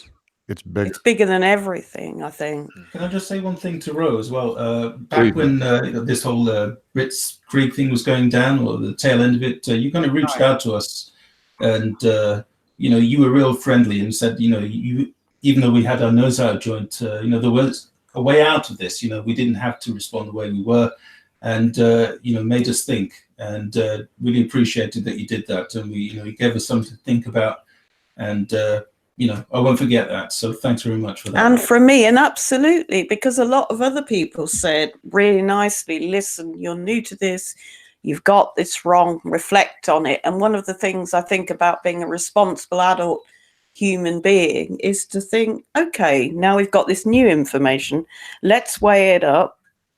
Maybe we are wrong. And so we reflected, we said what we thought, and then we went away for 4 months to do our own thing, listen to other people's live streams. But what really brought us back was in the last week. The way I see it, I mean, sorry to interrupt you, Caroline, but the way I see it, it's really that we're gearing up for a massive confrontation. Do you understand? I mean, they literally, they won't even allow you to make memes over where you're living right now. Am I right or wrong? We're back. Right? You got that fellow over there. I mean, he had the puppy dog doing some comedy routine, and all of a sudden he's being thrown into prison, no? Right. You know, so this is the kind of thing, it's coming down to the line. We got Caesar over here. We're hailing Caesar. We're building an empire. We got, 2,000 people watching, and they're people who are on the same side of the culture war, and you got to put the petty squabbles aside to take the flag. That's what we're doing now. As are we, which is why we started making videos, I think, last Tuesday. Because this is what brought us back. Because I don't know if you live here once or more than once, but you have to make a stand for what's right. And you can't die on your knees, metaphorically. And I can see what's happening here. That's why we're back. And we stand with everybody who stands for free speech, freedom of thought, and freedom of expression. 100% agreement with that. There you go. That's my people. Nasser, are you still hostile? Um, There are people in the chat who really do agree with Nasser. Vladimir Vendea says Nasser has a valid concern. Those that don't see it see dumb. Hey, I never demand everyone Seem act dumb. a certain way. Anyways, I'm okay with NASA. no one said anything about people. Wait, what? I don't have a problem with you if you have some distrust with other people. No one has to. You don't have to act a certain way. Yeah. I just think we'll always be pushing and appealing for agreement and unity, and we always have a pretty big diversity of opinion even within this group of people. Mike S. Miller was so outraged he left. Did you see without that? saying anything. I'm gonna leave, but it's not because I'm outraged. It's because my heart is so overwhelming with warmth and love over this. That's nice. Reconciliation with the whole Yeah. thing that we rebelled from. That That's how I feel too. I am. Oh, here comes Elliot. oh, Elliot. Oh. All right, Elliot will be the the tiebreaker. world. Elliot will explain. Elliot, have you been listening to this? We are the children. Oh yeah, You've been listening from We are the ones who make a brighter since day. the beginning. so I just listened. Then you brought tears to my eyes, man. Who did? brother. I'm gonna go throw up. Good night, guys. No, this is good stuff. This is really good stuff. This is us putting together our energy to do to keep things squared away, keep things rocking and rolling. Look at Rose smiling. I love it. Mhm. Nasser, I'll talk to you later. But everybody else, keep it rocking and rolling, brother. Keep it rocking and rolling. So you're for this. You like the Andons coming back in here, and you like that. Look, if there's a wound, if there's a problem, we heal it, we fix it, we move on. Like I said, I want to be cool with everyone. I don't want enemies. I've got enough enemies that disagree with me 100%. Right on. If you disagree with me 20%, I want to call you a friend. And that is that's how I see the Andons, even though I don't even think the Andons and I really disagree much at all. Yeah. If you can't connect with people that you can't agree with, that's fine, but where we can find the consensus, where we can find the places to stack on top of good ideas and build something together, that's where we should spend our energy and our focus. And again, for Nasser's concerns, treachery is its own punishment. I say again, the people who stabbed this fandom, the people who stabbed this movement in the back are gone. It's true. like they're not. You don't hear from them anymore, and there's a reason for that.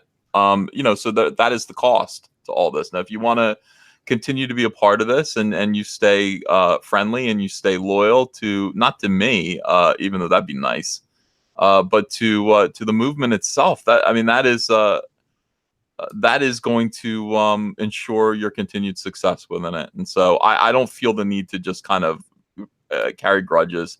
Like I said, I forgave John Delarose, and I couldn't stand John Delarose. Had a real problem with him, Ro. Yeah, I know. But we talked it out. Yeah, and when you forgive, you take that, your own heart is clearer, isn't it? Yeah, I feel better. Yeah. Good time. I write to John Delarose every now and then. I'm like, hey man, how you doing? Yeah. Hey, I'm good. Hey, you want to think about this? Yeah, think about that. All right, cool. Like, that's nice. We don't have to agree about stuff, but it's good to kind of stay in touch and be friendly with people. Mm-hmm. Just want to say about John Delarose, he was, after all the fallout, he was pretty supportive of us without dunking on you guys. He never, it was after he had the fallout with, on that stream video you did with him, but he didn't say anything bad about you guys. He was supportive of us by saying, just stick to what you're doing, keep doing your work, and just keep reaching out and not to worry about it. Yeah. Yeah.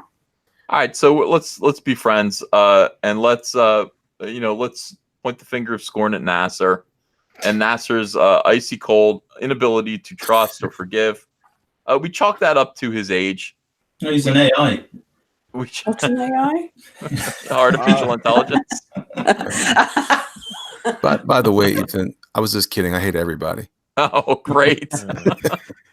Yeah, I really think Elliot, first of all, Elliot is the heart. Elliot has a big heart, conscience. So that Elliot is the big heart and conscience of Comicsgate. John Malin is the pit bull, greatest, the brains, John Malin is he's the balls of Comicsgate. Oh, yeah. So you have to get the two to agree. If Elliot feels one way and then John Malin kind of agrees, but for whatever reason, then you know you're doing the right thing. Balls and heart That's together. funny. Yeah. No, You man, know- we all are, you know, I admire all you guys, man. And everybody's doing such a great job of creating good stuff and doing a great job of positioning ourselves to stand and create a pathway for ourselves and for people who would want to follow us if they want to. If they don't want to, then they can have a funeral pyre for the rest of the industry. But as far as what I see some extremely talented guys every day here in this group, and I'm so proud to be part of you guys and part of what we were trying to do for the bigger things. You know, Antonio is my man. I love you, brother. Yeah, I fuck with you, Ellie. You know That's what I'm saying. You know Antonio, what? how do you feel now, by the way? Can I just say something? Okay, hold on. Go ahead, Cecil. Remember that guy at the beginning of this video who said there was not enough gay stuff in Comicsgate? That's me. Elliot just That's showed me. that guy There's how plenty of gay wrong he stuff. was with that speech. I'm that guy. You I'm that guys, guy. you guys know, Yeah. you guys know I'm meeting Elliot later this month. So if he goes missing, you know why. That's good to know. Antonio, yes. All right. Well, I mean, I'm in the same spot I was in. I didn't have a problem with the Andins before. I responded because specifically my name was mentioned, and I felt like they shit on a couple of my friends.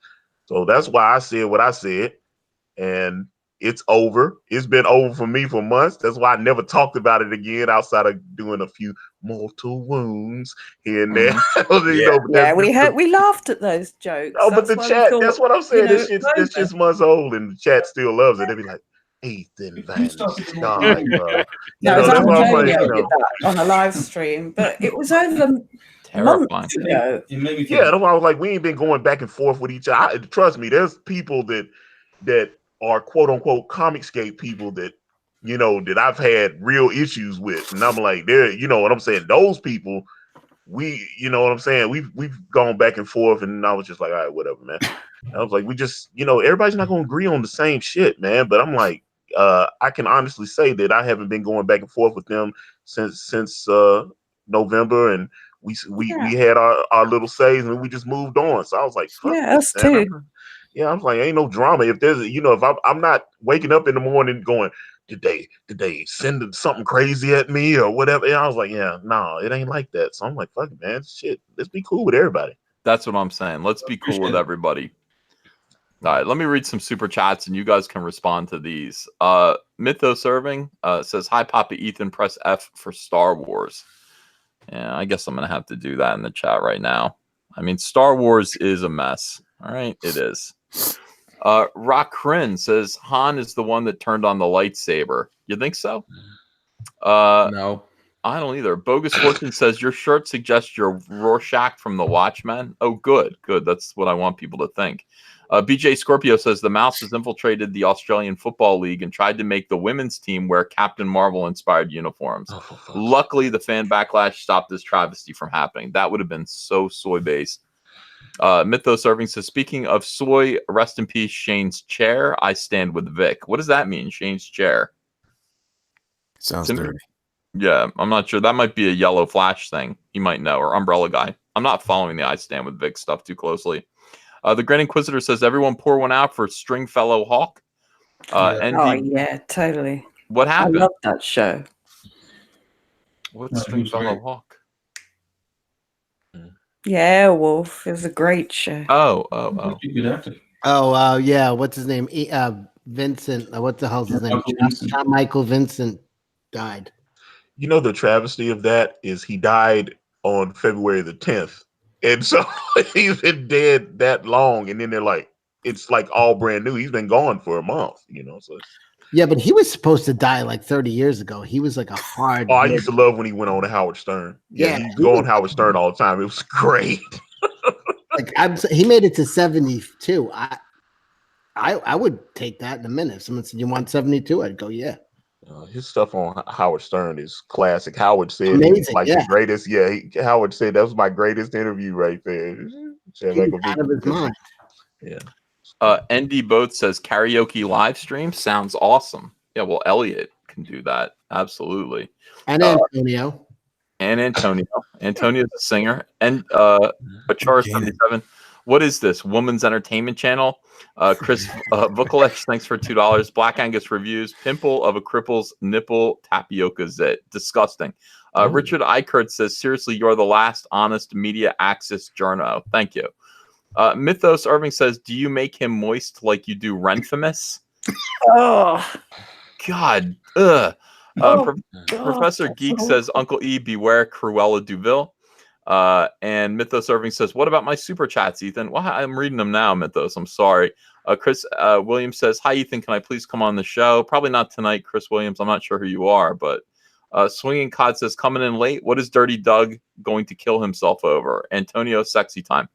Doug's not going to kill himself. I don't believe that. No. Mythos Irving says, smash or pass. Mythos Irving again says, Ethan, you're not an F stick. You're a petulant little jerk.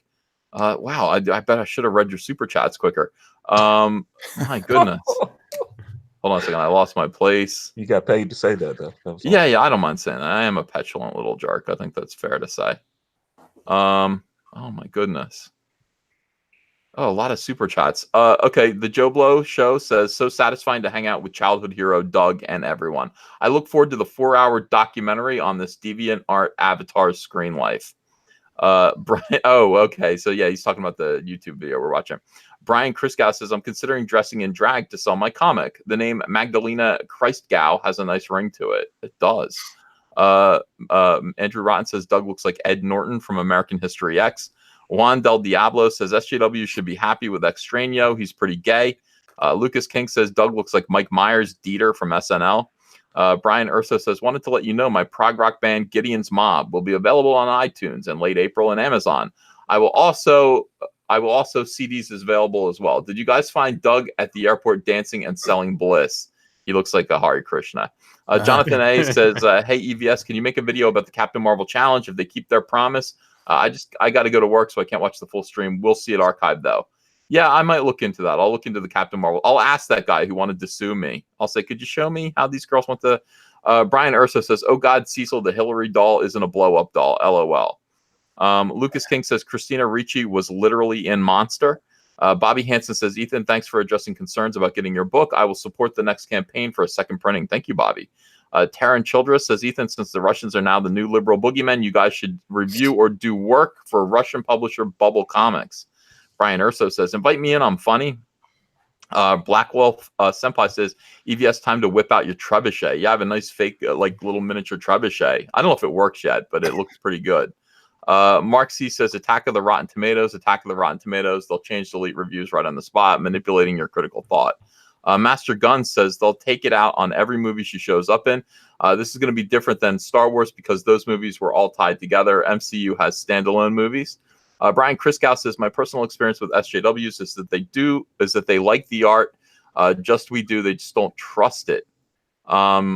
Swinging Cod says, this is what Andrew Breitbart was preaching 15 years ago. Politics is downstream from the culture. They will try to turn society with SJW media. That is what it's all about. That is why what we do is important. Because, I mean, look, they can actually affect politics with Captain Marvel movies. I know that sounds crazy, but it's true. Trioxin says, Cecil's anti-llama bias is problematic. Publius Publicola says, Captain Marvel has a giant plot hole when she learns that she should destroy Inhibitor, but the movie has to have one more person tell her to stop being emotional. Midnight Images says, Spidey had spider sense in Infinity War. Math isn't my best subject, so spider sense only works if he's in danger, you geek. That's not true. That's not true. Spider sense works on things that are not even dangerous. Sometimes when he's looking for something, he can use spider sense. Yes. John Kinney says, shake your fist and yell at a cloud, Cecil. I will. Rhaegar Targaryen says, Doug reminded me of the movie Powder. Brian Urso says, Ethan, get me on to join the family to promote my band as well as to make people laugh. Brian really wants to come on. I'll get him on one time. Conspiracy and Comics, Channel Zero are the anti-entertainment equation. A little diss there for you guys, the Andons. Gimp Rider says, I started trying to catch up on 40 plus years of comics history. I'm on top of that, I'm finding all sorts of new works to check out. Darkman McEdgeface says, Ethan and Co., I finished the script for my project, my comic project I've mentioned before. Do you have any advice about soliciting an artist for the book? Yeah, I honestly would check out Twitter and I would check out people's fan artwork and Instagram. Instagram is where you find your artists. Yeah, I found Kanan on Instagram. That's why I found Elliot too. Yeah. I found Elliot on Instagram as well.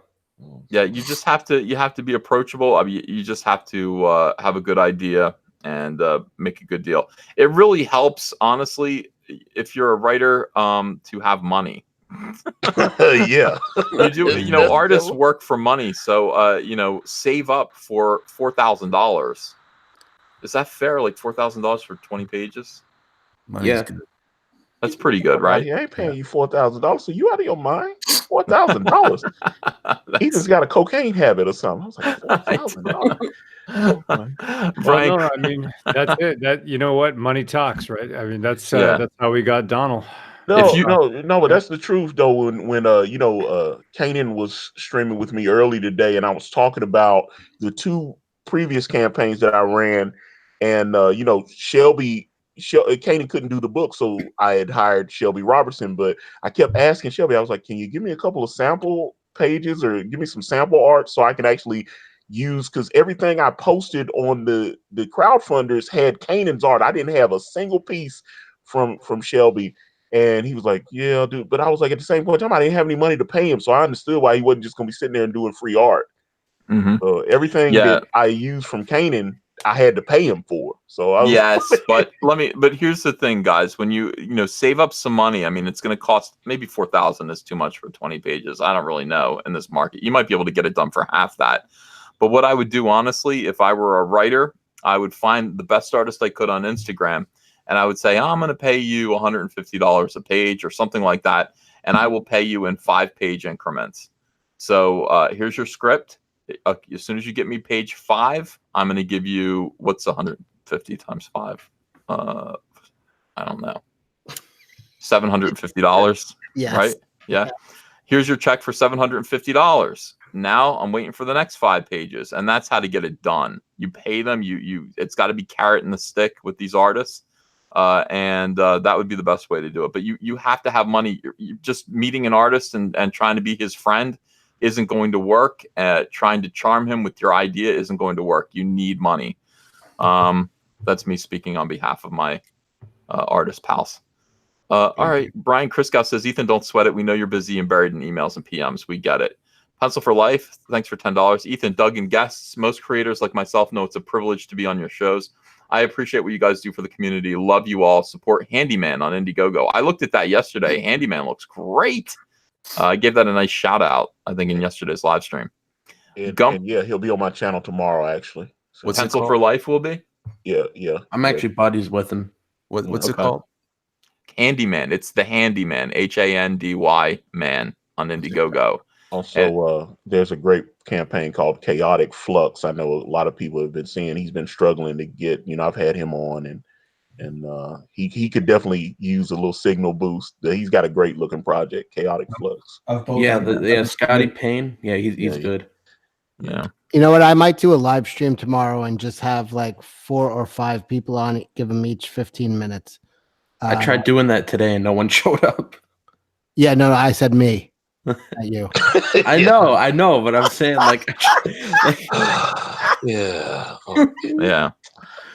Everybody in the chat is agreeing with my money thing. They're like, you can't treat these artists like they have bills to pay. Most of them can get by on exposure. Yeah, never say that. Never say the exposure will be good. They don't need that. It is, if you're going to hire an artist, it is like hiring anyone else, hiring someone to paint your house, have some money there, have some money for them. It is an investment, and the more money you have, the better artists you'll get for the most part. Gumbo Eaton Jeremy says, "Don't ever mess with a man's gumbo." So true. Joe of the Masks says, and by the way, that guy created that account just to give you guys hell. You know that? Like, that guy created the account called Gumbo Eaton Jeremy to give me $2 to give you guys hell. That's just to let you know. And he had to link his PayPal to it.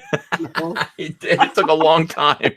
Well, it just shows how game flows, doesn't it? Sorry, I shouldn't. Joe of the Math says, NPCs don't forgive. We forgive. Yeah, we do forgive. Bobo Vasquez says, if you had a gun to your head and was forced to watch Captain Marvel or go to a Barbra Streisand concert, I'd go to a Barbra Streisand concert. Oh, in a minute. Yeah, for me, like, here's the thing. Like, I know going to a Barbra Streisand concert, it's pretty soy, it's pretty gay, but Barbra Streisand is a classic. You know, she's been, I don't know. Who does My Favorite Things better than her? No one. I don't know. I don't. Well, you know what? She's done a couple of Bee Gees songs, which I like. But I would go see her before I'd go to Captain Marvel, and I'd be glad that I did because she's old. She's going to die soon. I hope. Don't do that. CS says, no, for real. I mean, that's like, I like to go see people who I'm like, well, this is a classic performer, and I may only have one chance to see them. I missed Nirvana when they came to Philadelphia. They came to Philadelphia in '93, and I had a ticket. Somebody was going to take me to go see them, and I went, I'll catch him next time. And there wasn't a next time. Ooh. Prince, this is the one that kills me. Prince, I was up in New Jersey with Andrea, and I was going to leave. This was when we were dating. I was going to drive back to North Carolina. It was 5 p.m., which meant I was going to hit Washington, D.C. at around 8 p.m. Prince was playing a solo piano show in Washington, D.C. Wow. And I was like, I can get tickets, I can stop, and I can go see Prince and then just keep going. I'll get home at like 4 a.m, but it'll be worth it because I saw Prince. And I just went, nah, I better just keep driving. And that was like his second to last show before he died. I still kick myself over that. That's rough. I would have, yeah. Prince is the best. Yeah, absolutely. You know, I said something about Michael Jackson today online. Holy shit. You can't do that. The reaction is insane. I'm like, I had no idea. Like, you must have caught so much shit because you had the razor fist on. But I just did a response. And people were like attacking me left and right all day. Someone was like, no wonder fucking Tim and Nurkish left you, you asshole. I'm like, oh, fuck, man. Yeah. Cecil, why you say those things, Cecil? But I don't regret any of it, Cecil, because Michael Jackson is a goddamn pedophile, or he was. And anybody who can't see that at this point is pretty silly. Let me just show you something. Those of you who are like, yeah, well, this victim says he was here when he couldn't have been in 1989 because Michael Jackson was somewhere else. Yeah, because he couldn't have possibly. He was pouring wine down a 7-year-old's throat and raping him. And it's All like right. 30 years later, they're like, oh, he didn't have the date right. All right, let's everyone shush and just listen to this 3-minute clip. I want you to watch this. Okay, here we go. Share. Did I share? Share. And I'm gonna put this on me. Okay, boom. Here is Living with Michael Jackson. This is an interview that he did. I think it was like 1993 or something. Watch this. Sleep on the bed, sleep on the bed. We're like, no, you sleep on the bed. And then he finally said, okay, if you love me. Oh. I was like, Okay, now what did that kid just say? Michael Jackson was saying, if you love me. Let's sleep in my bed. The kid was like, I don't want to sleep in your bed. I don't want to. I'll sleep somewhere else. And Michael goes, if you love me, you will sleep in my bed. Let's back this up, and I want you to watch Michael Jackson's face when he says this. Okay, ready? Sleep on the bed. We're like, no, you sleep on the bed. And then he finally said, okay, if you love me, you sleep on the bed. Oh, did you see that? Like, oh. Did you see that? Caught. He's like, oh, I don't want you to say that. Shouldn't have said that. This kid is not lying. This guy is about to lie. This kid is not lying. Okay? All right. So let's keep watching. Oh, man. Oh, man. So I finally slept on the bed. But it was fun that night. I slept on the floor. Yeah. Sure. What kind of interview is this? Okay, this was a documentary that was made about Michael Jackson that pretty much... This is fucking weird, man. This is fucking weird. It was the Martin Bashir interview. Yeah, it aired on ABC. All right, you guys are coming through. Don't say anything else. You guys are coming through real loud on my computer. So hang on. Let me play the rest of this. Let me comment, and then I'm going to open it up for you guys to comment. Ready? Here we go. The whole rest of blankets of the floor. What? But Michael, you're a 44-year-old man now. Jesus, that's my age. What do you get out of this? What do you get out of this? Orgasms. Now watch Michael lie. Watch Michael lie about what. I mean, this kid actually just spoke the truth. Okay, I didn't want to sleep in Michael's bed. He made me sleep in his bed. If you love me, you will. And then Michael lies and says, "Yeah, I slept on the floor." Now that, by the way, all these people who are like, "Oh yeah, but Michael's bedroom is 2 stories." Blah blah blah. If it's 2 stories and they're not referring to this kid sleeping in the exact same bed as Michael Jackson, why is he sleeping on the floor? Okay, what is he talking about? It's bullshit. Now watch Michael lie about what the kid just said. 4. Yeah, I'm 4. I love. I feel. See, I think what they get from me, I get from them. I've said it many times. My greatest inspiration comes from kids. Every song I write, every dance I do, all the poetry I write is all inspired from that level of innocence, that consciousness of purity. And children have that. I see God in the face of children. And man, I just love being around that all the time. Are you guys still staying up late? Sometimes I call your house so late. Oh yeah, But you tell me to call. You tell me to call late. We did. That was when one time. People hear that children from other families have come and they've stayed in your house. Look at that. What is that? What the holy hell is that? Even if you're friendly with a little boy, who holds someone's hand? A stranger. This is a strange kid. This isn't your kid. This is someone else's kid, someone else's little boy who you pressured to sleep in your bed. Bedroom. Yo, you lost like 70 viewers. Yeah. And they say, is that really appropriate for a man? Look at him. What is this kid doing? What is this? Pornhub. What is this? What is this? All right, let's keep going. How do you respond to that? I feel sorry for them because that's judging someone who wants to really help people. Why can't you share your bed? The most loving thing to do is to share your bed with someone. I'm gonna throw up. Yeah. I mean, Billie Jean was a good song, but not that good. All right, hold on a second. So now watch. This is the part where he's like, So that you use every single night that you go into, you sleep, and you're sharing it with another. You say you can have my bed if you want. Sleep in it. I'll sleep on the floor. It's yours. Always give the best to the company. You know? why is he lying and saying that he sleeps on the floor? Who has ever said that? What witness has ever said that Michael Jackson sleeps on the floor? The lie has always been that he sleeps on another, he sleeps on a different level. Michael is saying he literally sleeps on the floor. Why does he need to say that if it's not weird that a kid is sleeping in his bed? All right. Like to him, I said, because he was going to sleep on the floor. I said, no, you sleep in the bed. I'll sleep on the floor. But haven't you got a spare room or a spare house here where he could have stayed? Yeah, but no, yes, we have guest units, but whenever kids come here, they always want to stay with me. Oh, yeah. They never want to spend together, and I have never invited them in my room. That's not what the kid said, Michael. The kid actually literally said just a few minutes ago, he said, I didn't want to sleep in his bed, but Michael said, if you love me, you're going to sleep in my bed. Did you all not just hear him say that? This little child said that. Now Michael is saying, no, they insist on it. Who insists on sleeping in this man's bed? What is he talking about? They always just want to stay. They said, can I stay with you tonight? I go, if it's okay with your parents, yes, you can. That's a lie. So he's literally sitting here lying about what this kid just said. So, Cecil, what I want to say to you is, this is the thing about Michael Jackson. Michael Jackson, why he was so successful doing what he was doing was because he basically groomed everybody into, like, he's like, oh, I love the children. I care about the children of the world.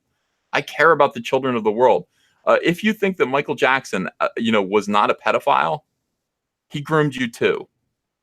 He groomed you through his albums. He groomed you through his music. Ethan, wow. Just first of all, what you just said is 100% bang. Yeah. Yes, the people defending him were groomed by him as well. They love him, and they're like, he wouldn't do that to me. He loves me. I love him. Oh wow, that was profound, actually. Thank you. So that is what it is. Now, you can be in denial about that all you want, but look, The evidence is, when you say, where's the evidence? I just showed you the evidence.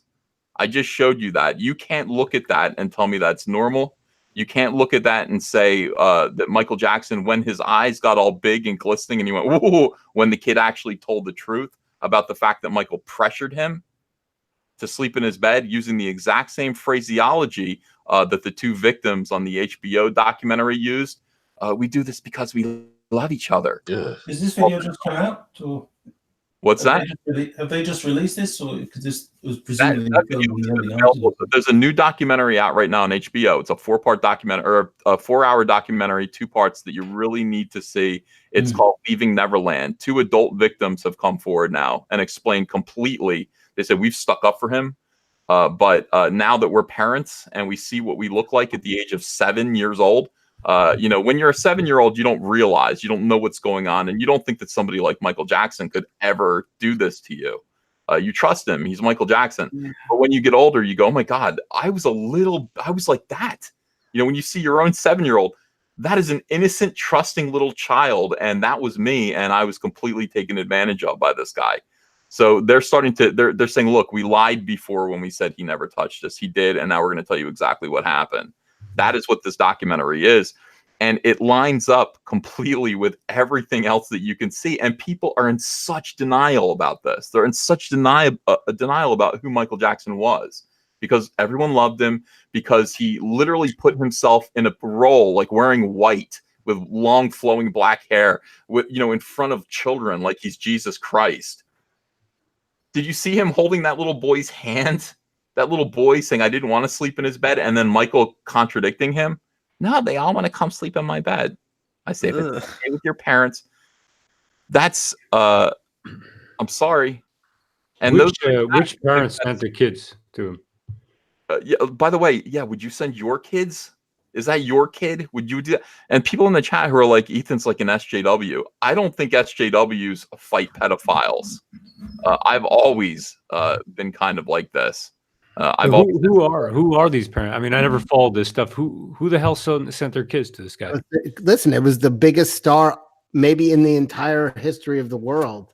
Who the fuck cares? People get, Who cares about stars? People get starstruck because their parents. They're what would you call them? They're the kind of parents that are trying to raise famous kids. Right. My kid can dance. Michael Jackson's going to help my kid to learn to dance. You know what I mean? And then they also, the thing about it is that Michael Jackson lets them in. Michael Jackson doesn't just groom the children, he grooms the entire family.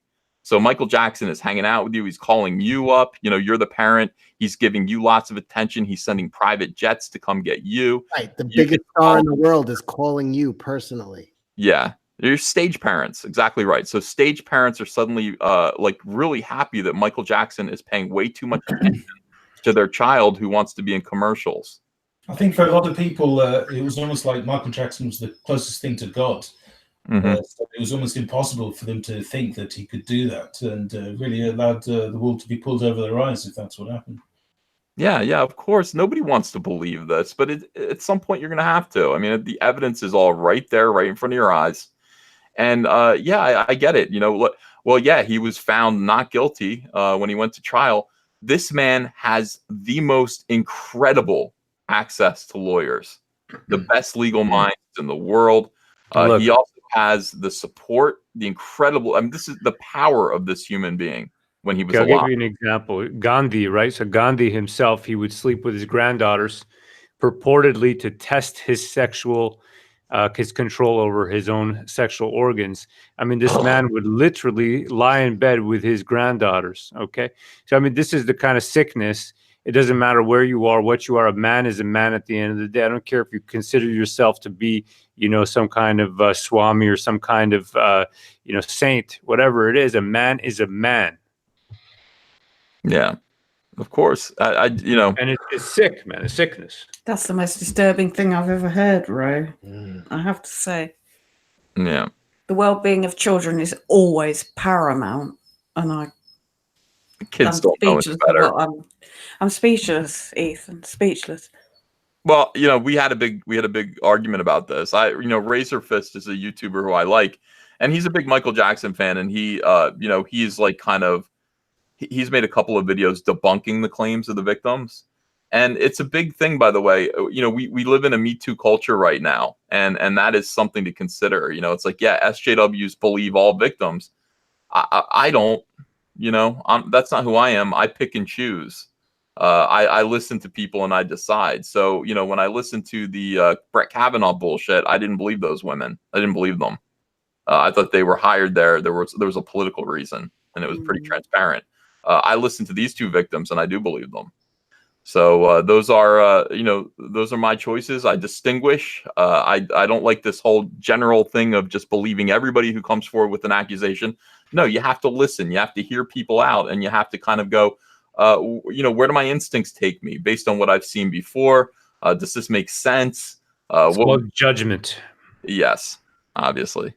Llama Gigante in the chat said that I groomed him. That is not true. I believe victims. I believe it, Cecil. Yeah. Cecil I'm sorry, guys. I don't, you know, I don't know what to say. You know, there's we just saw the video you showed us. Yeah, it just seems kind of true to me. It seems pretty kind of true, and it seems like if you don't, Do you know what? Listen, it's also the grooming is he had your local pedophile has access to maybe 10 or 20 kids. He buys an arcade game, puts it in his garage, and has like a bag full of candy bars. Michael Jackson has access to thousands of kids. He puts a candy store on premises and a full arcade and water park.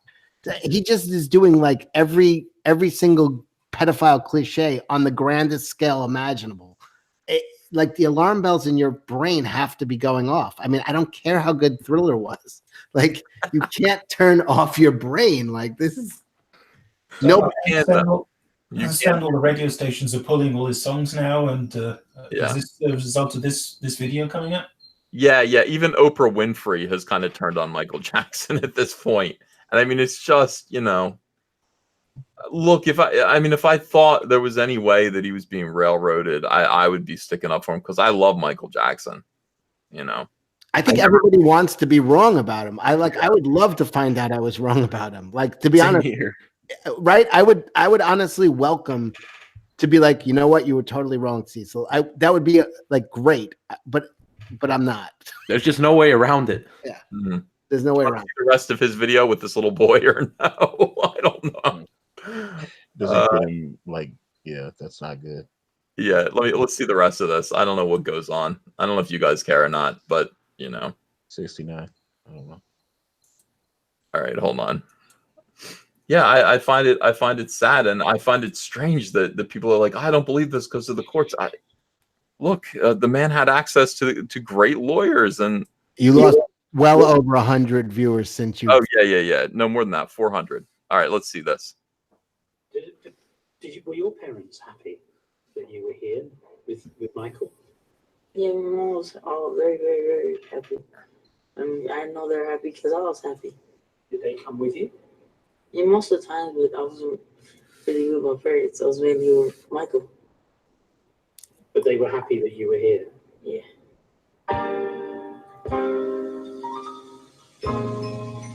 He's got flamingos, though.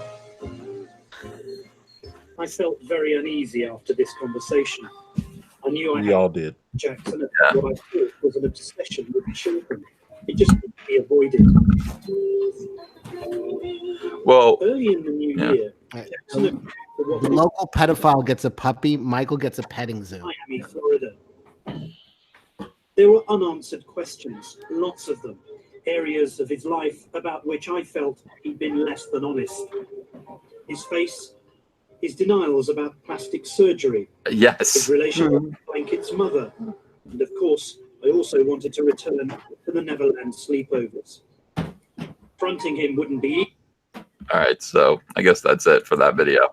By the way, the YouTube channel is George W. Bush's, so, you know, you got to trust the president of the United States, former President George W. Bush. Oh, wow.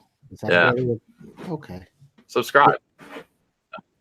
He's only got 2.2 thousand subscribers right now, though. He was not a popular president, let's be honest. No, Except he was twice elected. Yeah. Yes, he was. He was elected twice, you know. But yeah, I mean, that's the thing, you know, again, you know, I was talking to talking about this. It's just like, if you live through Michael Jackson, if you lived through that whole thing, and you were just like, what is he talking about? He's lying about getting plastic surgery. He's lying about the skin bleaching treatments. Like, he's just lying about everything all the time. Like the world is stupid. And yet nobody really kind of confronted him about it, because he did groom the world. You went, yeah, of course he looks like that now. Completely different than he did. That's just because, I don't know. You people are pissed. Yeah. I know. I can't help it. That's the truth. What are you gonna do? Yeah, I got to tell the truth about this. This is the real world that we live in, I think. All right, let me read some super chats while these people curse me out. I'm so sorry. CS says it's Trump derangement syndrome. By the way, Elliot, am I wrong? How do you feel? Elliot backs Michael, by the way. I had a conversation with him the other night. Does he? Okay. How does he back him? You don't back him from the back, do you? I mean, I like his music. Oh, okay. I thought you was backing it up on him. I was like, what? But you believe him, though, right? Do I believe him? I mean, no, not really. I mean, that looked terrible. Wait. The other night when I mentioned that you did believe him, no. What are you talking about? I can't even think. What? You didn't believe him? Oh, Jesus. Michael? Yeah, you never believed him? No, I mean, I never thought of him that way. I don't want to think of him that way at all. No, I just liked his music videos. Elliot just liked him as a friend. Yeah, when that one time he invited me to his house, I was like, yeah, that's cool. And he slept on the floor. Yeah, but I remember that time that I was in the elevator with you, Cecil. You just walked out, and I was sad. Yeah. I hit the stop button between floors. No, I think no. I definitely see the evidence stacked against him for sure. All right. Yeah. 7 of 9 says Comicsgate has been great fun and worth every cent. Boag says I can't stay silent anymore. Nasser owns a llama. And here's Elliot. Elliot says, "Long live the Doug." Oh. Doug show. That's when I started to listen to you guys. Conspiracy in Comics says Nasser is right. Kick the Brits. Hashtag 1776. Thanks. Oh my God, everyone's so funny. I disagree with that. I don't want to kick. All right. I want to make friends. I need more friends. I need fewer enemies. All right, Caesar. More friends. Yeah. Hold on a second. All right, I'm going to step out if that's all right. Thank you very much for having me. Hail Caesar, and I hope that you know what, the truth is uncovered. I think it will be. Bye, Ro. Hail. Bye, Ro. Hi, Ro. Ro, man. I can't tell if Ro was pro or anti. I think Ro is a big Michael fan. Ro, are you still there? He dipped. Everyone is, dude. It's not. This isn't fun. People don't like this conversation. No, they don't like it. Sorry, Ethan. Can I just jump in? It's 6 a.m. in the morning here, and we haven't had any sleep, so we're going to jump off too. But thank you ever so much for having us on. It's been a pleasure. We'll come back on again, okay? Yeah, we'd love to. Be cool, mortal people. Yeah, take care, guys. Great speaking to you. Good night. Good night. Bye-bye. Bogus Fortune said they have apologized. The actual agreed party accepted the apology. The hatchet is buried. Move on and make good books. That's right. And here's Elliot again. Says Ethan is starting to sound like me. Oh, I hope so. I like Elliot. Elliot has Elliot's merciful and kind. I would like to be kind. Integer Spin says Nasser is just a kid. He's just started his first job. Xavier 89, thanks for $1. Joe of the Mask says us versus them is a horrible way to live. Gil Rivera says loyalty is everything. Comicsgate is the future, and the community is ever growing. Ethan, thanks for always helping showcase new creators and giving CG Books a chance to succeed. We love you, man. Love you too. Al M says, sorry, I'm about an hour or so behind, but in regards to the beta male and gay characters, why don't they promote Midnighter instead of swapping pre-established? Mellow E says Malin is the foot of CG, the foot that will kick your ass. Yeah, I mean, Malin, maybe he's the foot. Elliot is the heart. I'd be the receding hairline of Comicsgate, and I think I'm happy. Siren Jack says moist infamous cheese. That yeast infection would be overgrown like creep show. That's disgusting. Arthur Brown, the Uncanny Kodiak says kick it with Nasser. Jesse Miller says please have Mike Anger and passion for drawing on. They deserve it. Okay. Agreed. Jonathan A says, LOL, thanks for finally reading my super chat 2 hours later. Have fun. I'm doing my best, Jonathan. Hikiru says, why haven't you kicked Nasser yet? Dank Plank says, I'm excited about Shazam. Me too. Matt V says, call Tim Lim and Captain Cummings today. Make peace. I've tried both of them. The answer is fuck no. Tim Lim. Tim Lim, seriously, I reached out to Tim Lim through John Delarose. Tim Lim is far too butthurt. There's no coming back. And Captain Cummings, that's not going to happen either. It's just not. And he's gone too far anyway. I don't think there's mercy for him. That's sad. He went too far. He just continues to go too far. King KDI says, would profit sharing help as opposed to a flat fee? With the comic, no, not at all. You really do need to make sure that they get paid. You're hiring them. You can keep the profits, but you need to pay your artist. Chris Williams says, we talked months back, my indie comics scum dogs. Oh, cool. All right. Jesse Miller says, come by my channel, Jesse Miller at the Crow's Nest, going on after Caesar. Vinny Art says, Through the Woods campaign needs help. Great art. I agree. GR People says, hail Rob Kubyar, gayest of the Centurions. Gumbo Eaton Jeremy says, I'm a Geeks and Gamers Jeremy, have been a while. Brian Urso says, I'd rather cut off my fingers and I'm a guitarist than see Barbra Streisand in concert. Same with Nirvana. Really? I'll have a good time wherever I go. I just drink more. Gil Rivera says, Cecil, how do I get in touch with you to try to get on your show tomorrow? Night Stalker 1 and 2 needs a signal boost. 8 days left, 41% funded. Okay, you just did. Send me a tweet me tomorrow and I'll remind me. Yeah. Boag says there's videos of Vic fondling little girls too. What do you think of that? Hugging is not the same as fondling. Yeah. I don't know if I don't know if he's a creep or not, but I mean, he didn't build a candy store at his house. I also would say that you have to go by the 2-finger rule. What's the 2-finger rule? Is it what I think it is? Yeah. Wait, what is that? What is it?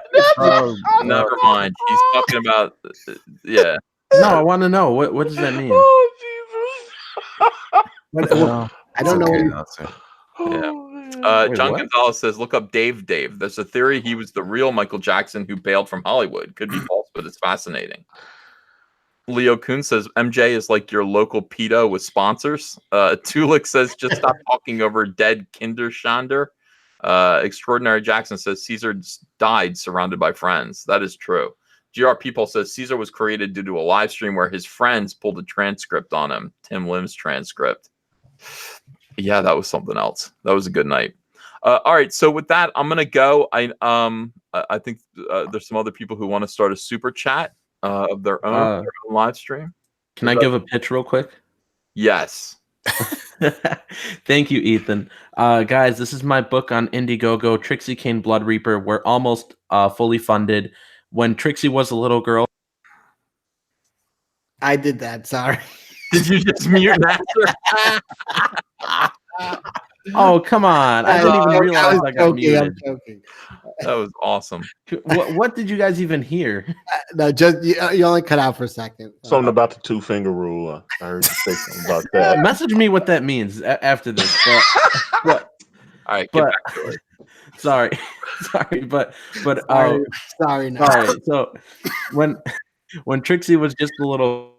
All right. So anyway, thank you so much, everyone. Thank you for being here tonight. We did kick Nasser at the end, so we ended on a high note. All right, guys. I'll be back tomorrow. In the meantime, where's the party at? Jesse Miller? Has he got something going on? We'll figure it out. But enjoy yourselves, and I will see you again soon. Bye-bye. Bye.